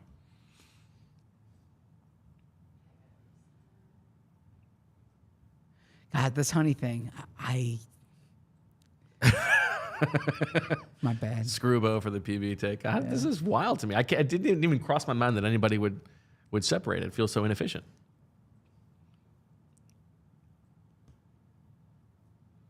Ooh, actually, that's a good question from Big Mike McD. Have you ever gone with the hot honey? Oh yeah, actually, I got Father's Day gift last year. Was a collection of hot sauces that included the hot honey. Oh, I like a hot honey. Yeah, definitely like hot honey on pizza. Nice. I like that. Yeah. Okay. All right. You get to go first. You won. All right, Joe, can you make it a little bigger? I'm sorry, my eyes aren't very good. Thank you. Let's see. We've got Orioles in the middle on the top, Reds on the left, Giants top across, Astros middle across, and then at the bottom across is played center field for a game. Okay, and so- on the right side vertically is 300 homers career. I will go middle. And there was a period of time when I used to help out with Baltimore Orioles coverage Nice. for the Washington Post. And Luke Scott is my answer here for Astros Orioles grid. Luke Scott, good one. It's going to be a low. Ooh, nice. All right, I'll go top left. Reds, Giants. I have a good one here. One of my favorite players when I was a kid. Now I was gonna go Eric Davis. Yeah, that's what I was gonna which go might be for. who you were gonna say. Yeah. But as I say it, I'm gonna instead go. What's his name? The lefty pitcher who couldn't hit Roger Clemens in the ass for the Mets. All right, just do Eric Davis for now. We can.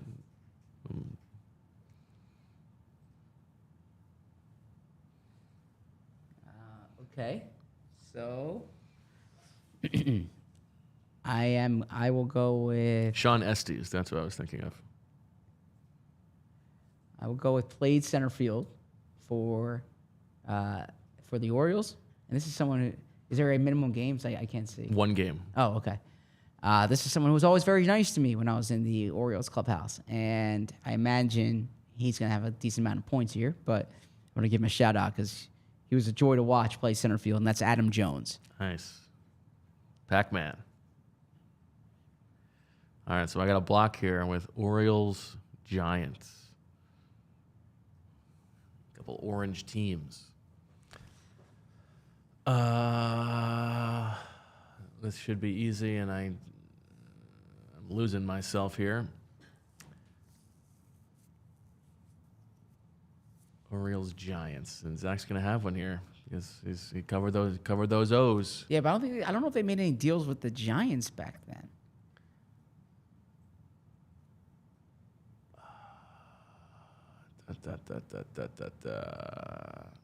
Didn't. No, I don't think he did. Come on, Eagles, do something. Give me a break here.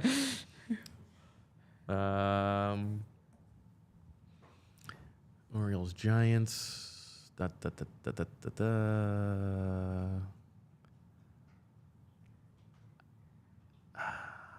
I don't know. So let me catch you up on some football news. Oh, here. please. No, I just wanted to see because we are doing a live show here. Yes. The All I keep seeing is just Akuda. Yeah, Jeff Okuda. A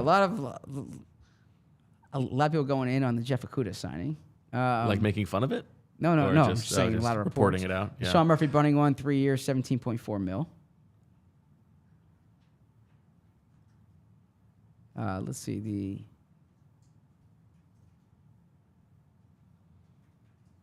Patriots are releasing Devontae Parker. That's too bad. And the Dolphins are negotiating an extension with Tua. DeAndre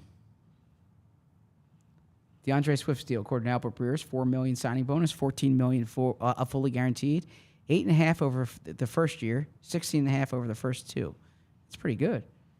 Third year is more or less a team option, so basically a 2-year deal. So he's 25. He'll hit the market again in 27. I'm just going to take a shot here. I'm going to go Dennis Cook.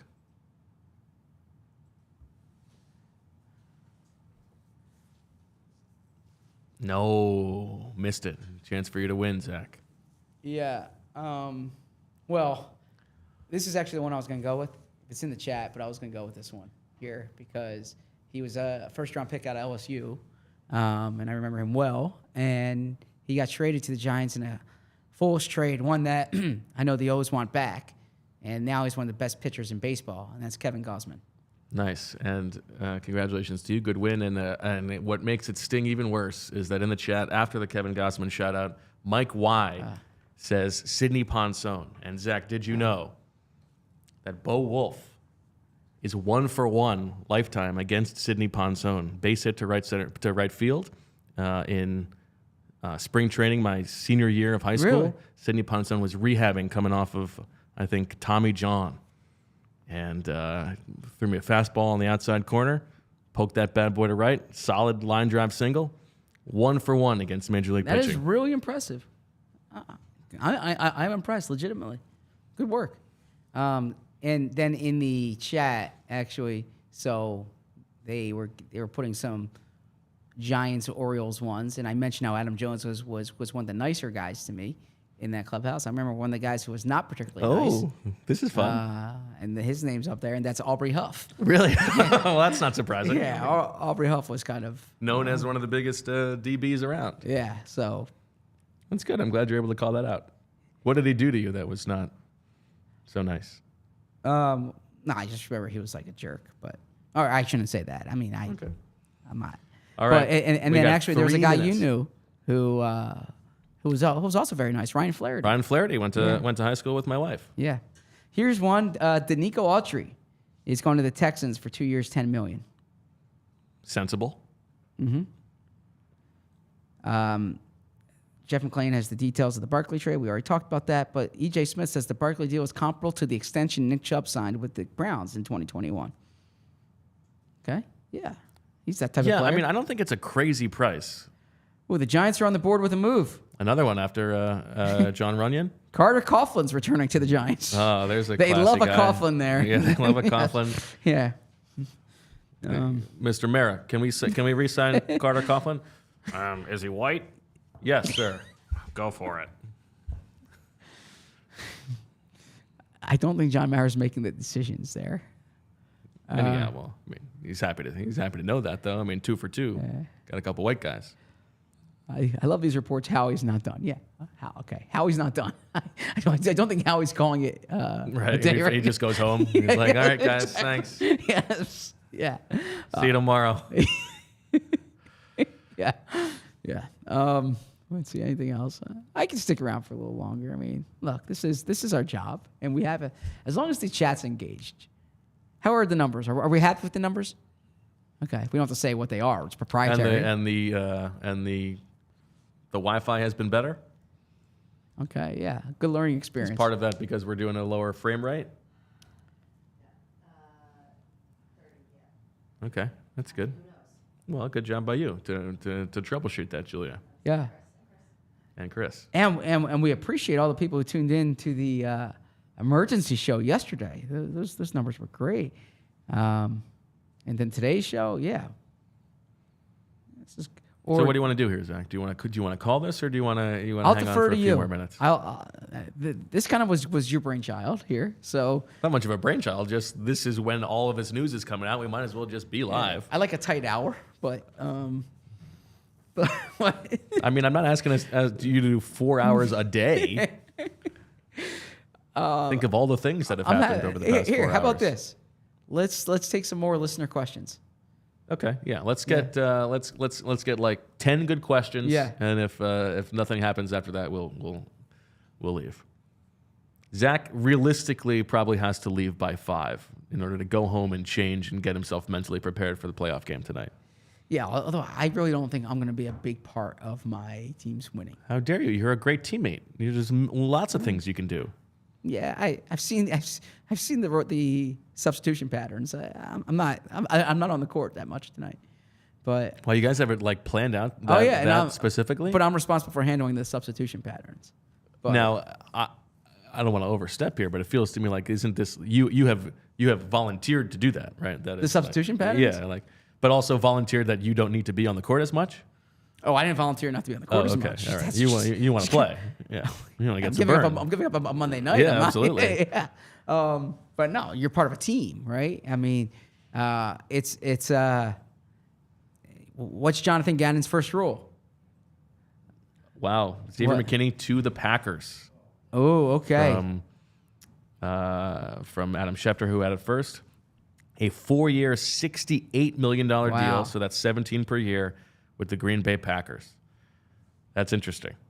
So that big one is down. Is down, and so now I think maybe the Eagles go Justin Simmons. Yeah, for a placeholder.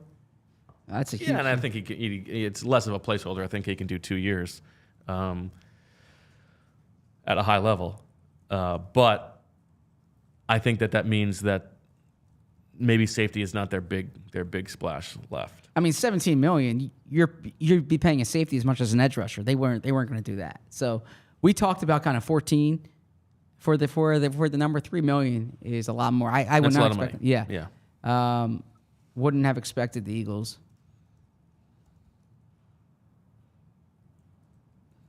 to push into this territory. Now, I do think if there are people on the opposing team watching tonight, I hope you lose because I hope Zach wins and we can continue talking about this for another week. But I do think it would be funny if Zach was on the free throw line and somebody from the bench loudly said, "Oh my God, the Eagles traded for L'Jarius Sneed." I just put the ball down and run. Yeah. You run like your old valet, you just run to the car. Forrest Gump. Yeah. Oh man, that's a lot of money. Good for Xavier McKinney. He earned that. The X-Man. The X-Man. I like Xavier, the name. I like Xavier the name too. I have a nephew, Xavier. Okay. So yeah, let's take some listeners. Oh, never. The Danico Autry was 220, so it was 10 per year, not 210. Sorry. So and that's okay. I just okay. Diana Rossini says the Eagles were in on Xavier McKinney, but the Packers win it. So, yeah, I mean, 17. That's a lot. McKinney gets $25 million in year one. I'm curious now because, I don't know. Do you? By the way, the discipline it takes to have a walkaway number. Imagine that's hard, right? It's always easy to spend someone else's money than your own, but you're working this deal, you're probably thinking a little bit more. It's important to have a walkaway number. So I respect that. Like you at the blackjack table. Made the blackjack table. Have a walkaway number. Yep. Okay. You never reach back in. That's the. Yeah, I am curious to see what they do now. Whether this is like running back in my read on what the Eagles were like, where it was like they're going for the guy who is a difference maker at the position, and if not, they don't need to worry about it too much. Or if for them, this is a priority position, and they're going to then pivot from this to, pay Justin Simmons a lot in year 1 and year 2, Yeah. or try to sign a long-term 10-pole player like potentially Geno Stone. They've been linked to Cam Curl. I don't love Cam Curl for it, like if he's going to get $12 million or something like that. And then where does linebacker play in here? Yeah, because that's the thing too. For as the Eagles made 2 big splashes today, and we discussed those moves. We like those moves. But if you look at the overall context of this offseason, what they wanted to do is they wanted to be aggressive, find upgrades on defense, and their hope was like guys in their mid-20 core players on multi-year deals, right? And still, it's still early on. But basically what you've done is you've added Huff, and you're assuming you're trading one of your starters there. You still have the same holes you had last year, this year. So, again, it's 4 hours and 5 minutes into this. So you can't necessarily, there's a lot to be done.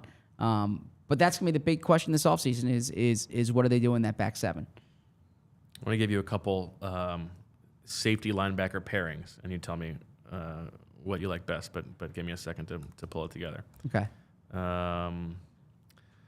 So let's say the 3 options are basically like a top of the market safety and a lower market linebacker. Yeah. The vice versa, or the middle ground, right? Okay. So let's call it let's say you paid for Jordan Brooks at the top of the linebacker market, and at safety you sign Jordan 4? Deshaun Elliott. Okay. From the Dolphins.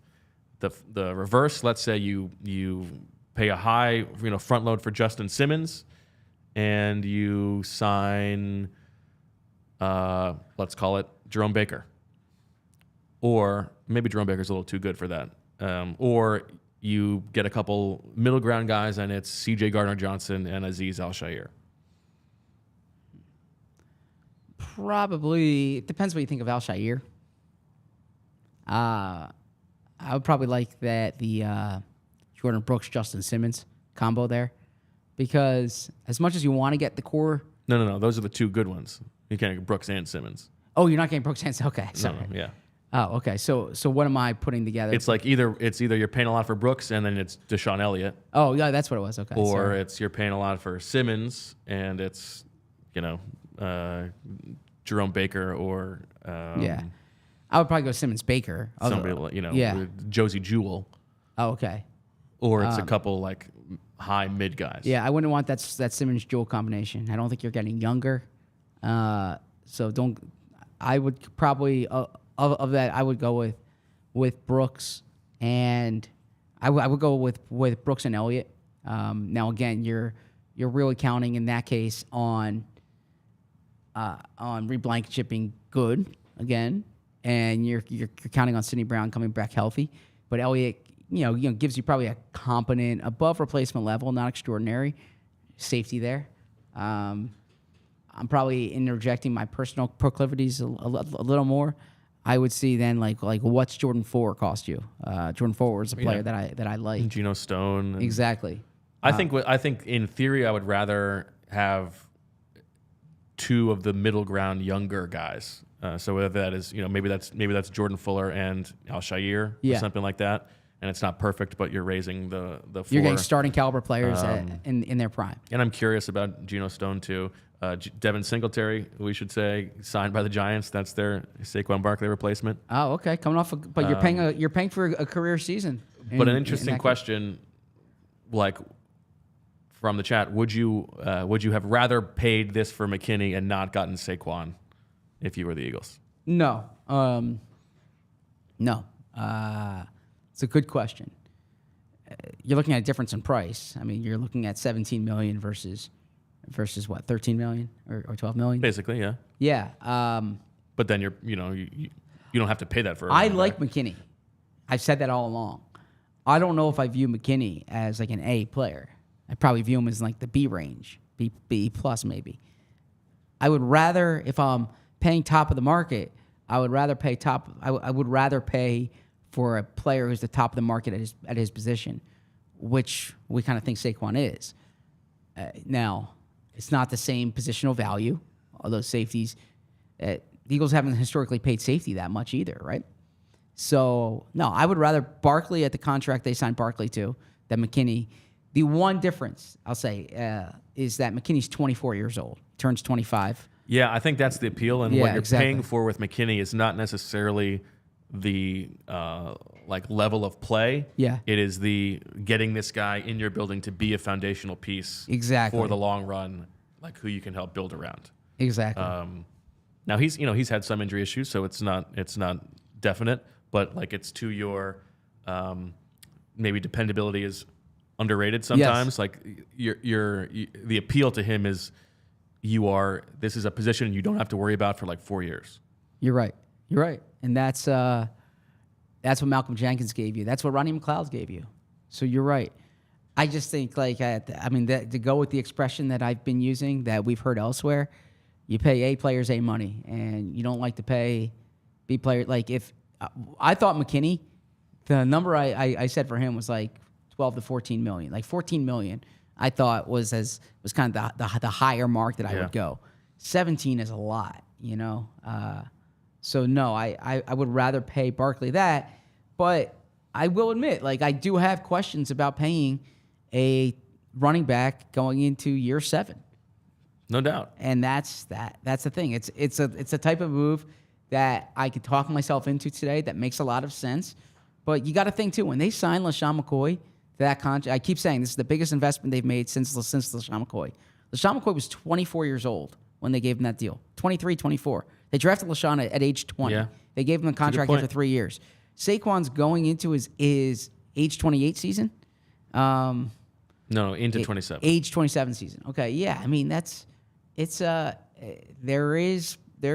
risky. it's risky, but again, I don't have an objection with paying blue chip players. Well, and it's like, it's like Howie has said that it's not that they don't value the position. And I think it is probably, like, I agree with this, that one of the problems with running back and those guys getting paid is that the difference between the 5th best running back in the league and the 20th best running back in the league is just not that great. Yeah. And it's not making a tangible effect on how good of a team you are. And it's pretty easy to find the 20th best running back in the league. But those top 4 guys can really make a difference.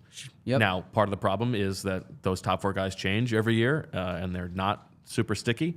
But if scouting-wise, if you have decided that Saquon still has that in his body, which, I don't necessarily doubt, I get it. From a comparison standpoint, we now have the numbers on Devin Singletary. It looks like 3 years, $16.5 million. So that's like $5.5 million a year with incentives to go higher. And I would rather pay Saquon Barkley $12.5 million than pay Devin Singletary $5.5 million. And I don't even particularly think it's close. I agree with you there. I mean, if you're not getting Barkley, I would have gone a 1-year contract to somebody and then drafted like a Jalen Wright. Yeah. Yeah. I'm with you there. I want to point out we're doing great adding since the show started, we've added a number of diehards. You can do that on allphly.com. Since the show started today? Since the nice. show started today, yeah. So we should have made this a telethon. We should have said, if you want us to keep going, sign up. Somebody sign up for a diehard membership and show us the receipt, and we'll do another 20 minutes. That's true. Vince would love that. Let's do it tomorrow. Yeah. So no, we genuinely appreciate that, and we will. You have our word. We will give you the type of written content that excites you, and in addition to that, you have the discount on merch and discount on events, and part of the Discord. I haven't gone on the Discord today. Imagine the Discord's popping. I was looking at it in the middle of the night. I was up at 4 a.m. last night. Couldn't go back to sleep. I was excited for today. No surprise. Yeah, I was excited for today. All right, last thing before we close out is we have spent so much time lately talking about Saquon Barkley. Let's circle back to Bryce Huff, because that's a huge thing that the Eagles did today, obviously. David has a chat a super chat. Any chance they hold on to Sweat and Reddick because trade offers aren't exceeding comp pick potential? Comp picks don't really play in here. Yeah. But just reflecting on the Bryce Huff deal, which we talked about for the first 2 hours of the show, you still fully expect them to make another move and not keep all three of these guys. Yeah, it would really surprise me. Well, because look, Reddick's not going to come back on this deal, and his cap numbers swells this year anyway, so they would have to renegotiate no matter what. But he's going to want a different deal. Sweat's entering the last year of his contract. You have both these guys on below market deals, as it is. I'll put it this way: I don't think Hassan Reddick and Josh Sweat would be very happy if Bryce Huff's making more than both of them, right? So yeah. That's kind of the reality of this. I think when you agree to sign an edge rusher who hasn't been a full-time starter to $17+ million a year, then what you're doing is you're trading Reddick or Sweat, and maybe you're signing the other guy too to an extension. I don't know. Maybe you're trading both, like we discussed. But it would really surprise me if both of those guys are here, and it's just a matter of. I think, look, the league year hasn't even started, by the way. Like, to give you perspective on this time last year, it wasn't until, I think, the second or third day when the Darius Slay news came out, right? That they were releasing or Yeah. planning to release him? Yeah. Yeah, I think that's right. The James Bradbury thing didn't happen until the third day, until the league year started. Yeah. I right? thought it might have even been Thursday for Exactly. Bradbury. Yeah. So again, like, this is still in its very early stages. No, but I think it's an important framing because it tells you what their priorities were. Sure. And it's like we talked about. This is when we find out the truth of Yeah. what they value. There are other positions that they need to fill, and maybe they tried to make safety part of that with Xavier McKinney, but like the thing that they really, really, really wanted to get done was Bryce Huff, and Saquon Barkley was like the icing on the cake. Now, we don't know exactly how the chronology worked there. Maybe Barkley was done first. But I think that like the Huff thing is interesting because it totally tracks with Howie's track record. The Saquon thing is interesting because it bucks that trend a little bit. But it all sort of, as a piece, makes sense. And I will have to. I do think that the more that I think about it, the less shocked I would be if they did actually trade both Sweat and Reddick. I don't think that. Less I don't shocked. think that the less shocked I would be. I still don't think that that's what's going to happen. But if they get good compensation, I think that kind of is not that crazy. Yeah. Yeah. Okay. I'm with you there. Especially if they are projecting more from Nolan Smith, which Yeah. certainly like I would not do. Yeah. I'm not expecting that. My last question to you. This is a non-football question, but we've done 4 hours plus today. I think we've been pretty strong. We've kept conversation going. Mouth's a little parched, but Yeah, that's on yeah. me. I'm a little hungry, but our friends at What Chaos, which is our national hockey show, make sure you check that out. Yeah. They out. did 24-hour trade deadline, okay? Baby steps here. I'm not saying we'll do 24 hours.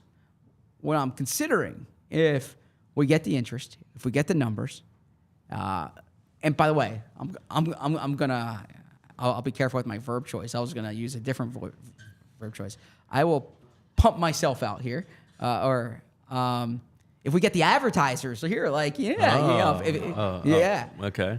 then day 3 of the draft, that's like a 7-hour thing, maybe, Oh, right? Because I I like was going that. to say day 1, but day 1, we have to be at logistically, Yeah. Howie Roseman, Nick Sirianni, they talk. We have to be over at NovaCare. Day 2, the first round pick gets introduced before, so we're going to be at NovaCare. We're about 12, 15 minutes away, but I mean, we I think do it. day 2 we should be live for the whole second round. Yeah, okay, that's fine. No, but second round, okay. And second round is a good, 3 hours or so. But day 3, you're looking at from noon to 6. Day 3 is a marathon. And you're not having the natural, there's guys being drafted who we probably didn't do as much work on. Day 1, I could give you 10 minutes on everyone taking day 1. I could host solo day 1 if I wanted to. All right, okay? let's see it. I think that'd be fun. Challenge accepted. Yeah, but I'm saying day 3, if we get the audience and, go to your local stores, go to your local restaurants, say, I love PHLY. And you guys should really advertise on PHLY. Okay? Sign up for Die Hard, come to our events, and we'll make it work. A matter of fact, maybe there's like a local bar that wants to have us there, something like that. You can come see us. We can bring you on the set. We can interview you. This is the way we did. We got DeAndre Swift paid. We got Zaire Franklin paid, right? We can get you. I mean, I'm going to say we can get you paid. I can't speak for your bosses. But, yeah, this is fun. And I don't want to speak for Julia and Chris, but, yeah, I've had a good time here. Okay.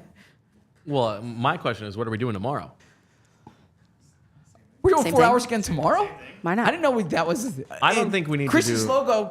No. I think we should. I think we should do the telethon thing tomorrow. I would hope that people watching us are already diehards. I think after the first hour of the show tomorrow, which starts at noon, and presumably, and to be fair, if the Eagles do something tonight, we will do an emergency pod. Yep. Same thing for the morning. But I say at the end of the hour tomorrow, we start holding the show hostage for diehard signups. Yes. I'm 20 minutes at a time. No, I acknowledge that. Everyone has different budgets, right? I want to be mindful of that. I want to be respectful of that. I understand it's a big investment, but yeah, we appreciate it, and we'll deliver. And by the way, like Bo's top 100, that is awesome. We can talk about all these players based on Bo's top 100. Do a little refresher. Now, I follow the Flyers. What did I write about Saquon? Go ahead. I follow the Flyers, but I don't know the Flyers the way I know the Sixers and the Phillies. But when I read Charlie's stuff, like, man, I know everything going on. Like Charlie's trade deadline grades last week in Die Hard, that was awesome. Bodner and Neubeck, man, they're killing it. Bodner retired. So Die Hard, we got a good staff in place, and we're working to give you good content. Well, the Colts are keeping more of their own, re-signing Grover Stewart to a 3-year, $39 million deal. Oh man, football Twitter is going to love that. They're big Grover Stewart Grover guys. Stewart, most overrated player in football. Wow. You save your take for here. Here's what I wrote about Saquon. I said, imagine Barkley in a good offense. Thanks in part to his surrounding personnel, Barkley ranks 29th out of 34 qualifying running backs in rushing success rate over the past 2 seasons. But if you're searching for explosiveness to take advantage of the Eagles' running back-friendly offense, parentheses, will that still be the case? If Jalen Hurts runs less and Jason Kelsey is gone, Barkley would be fun. Almost definitely out of the Eagles' price range, but fun. So, not out of the price range, but we will have some fun with it as time goes on. I'll rip on the Giants one more time here, okay? Because I know you have had fun with that. A bit that I don't like in the NFL is when like coaches and GMs overrate their own evaluation ability. Like they just go back to guys that they've drafted or coached before, right? Devin Singletary was drafted by Joe Shane, was coached by Brian was coached by Brian Dable. And I liked Singletary coming out. I mean, I remember at the Combine. Gus Edwards, by the way, is going to the Chargers. Hardballs love a Gus Edwards. Chargers love a Gus bus. Yes. But, yeah, you can't, sometimes you're anchored to previous evaluations. And I know I make that joke all the time. I like this guy coming out. I'm also not a GM. Like, I wouldn't necessarily just go with guys that I drafted in the past. So that's the old Chip Kelly bias. Well, Gus Edwards, that's a Joe Ortiz. That's true. Gus bust there. There you go. All right. Unless in the next 40 seconds the Eagles do something, that is going to do it for this marathon episode of the PHLY Eagles podcast. We will be back tomorrow at noon. We will be back for an emergency pod if something happens over the next 19 and a half hours. And I guess that'll do it. If you're thinking of becoming a diehard, don't sign up just yet. Wait until 1:03 tomorrow.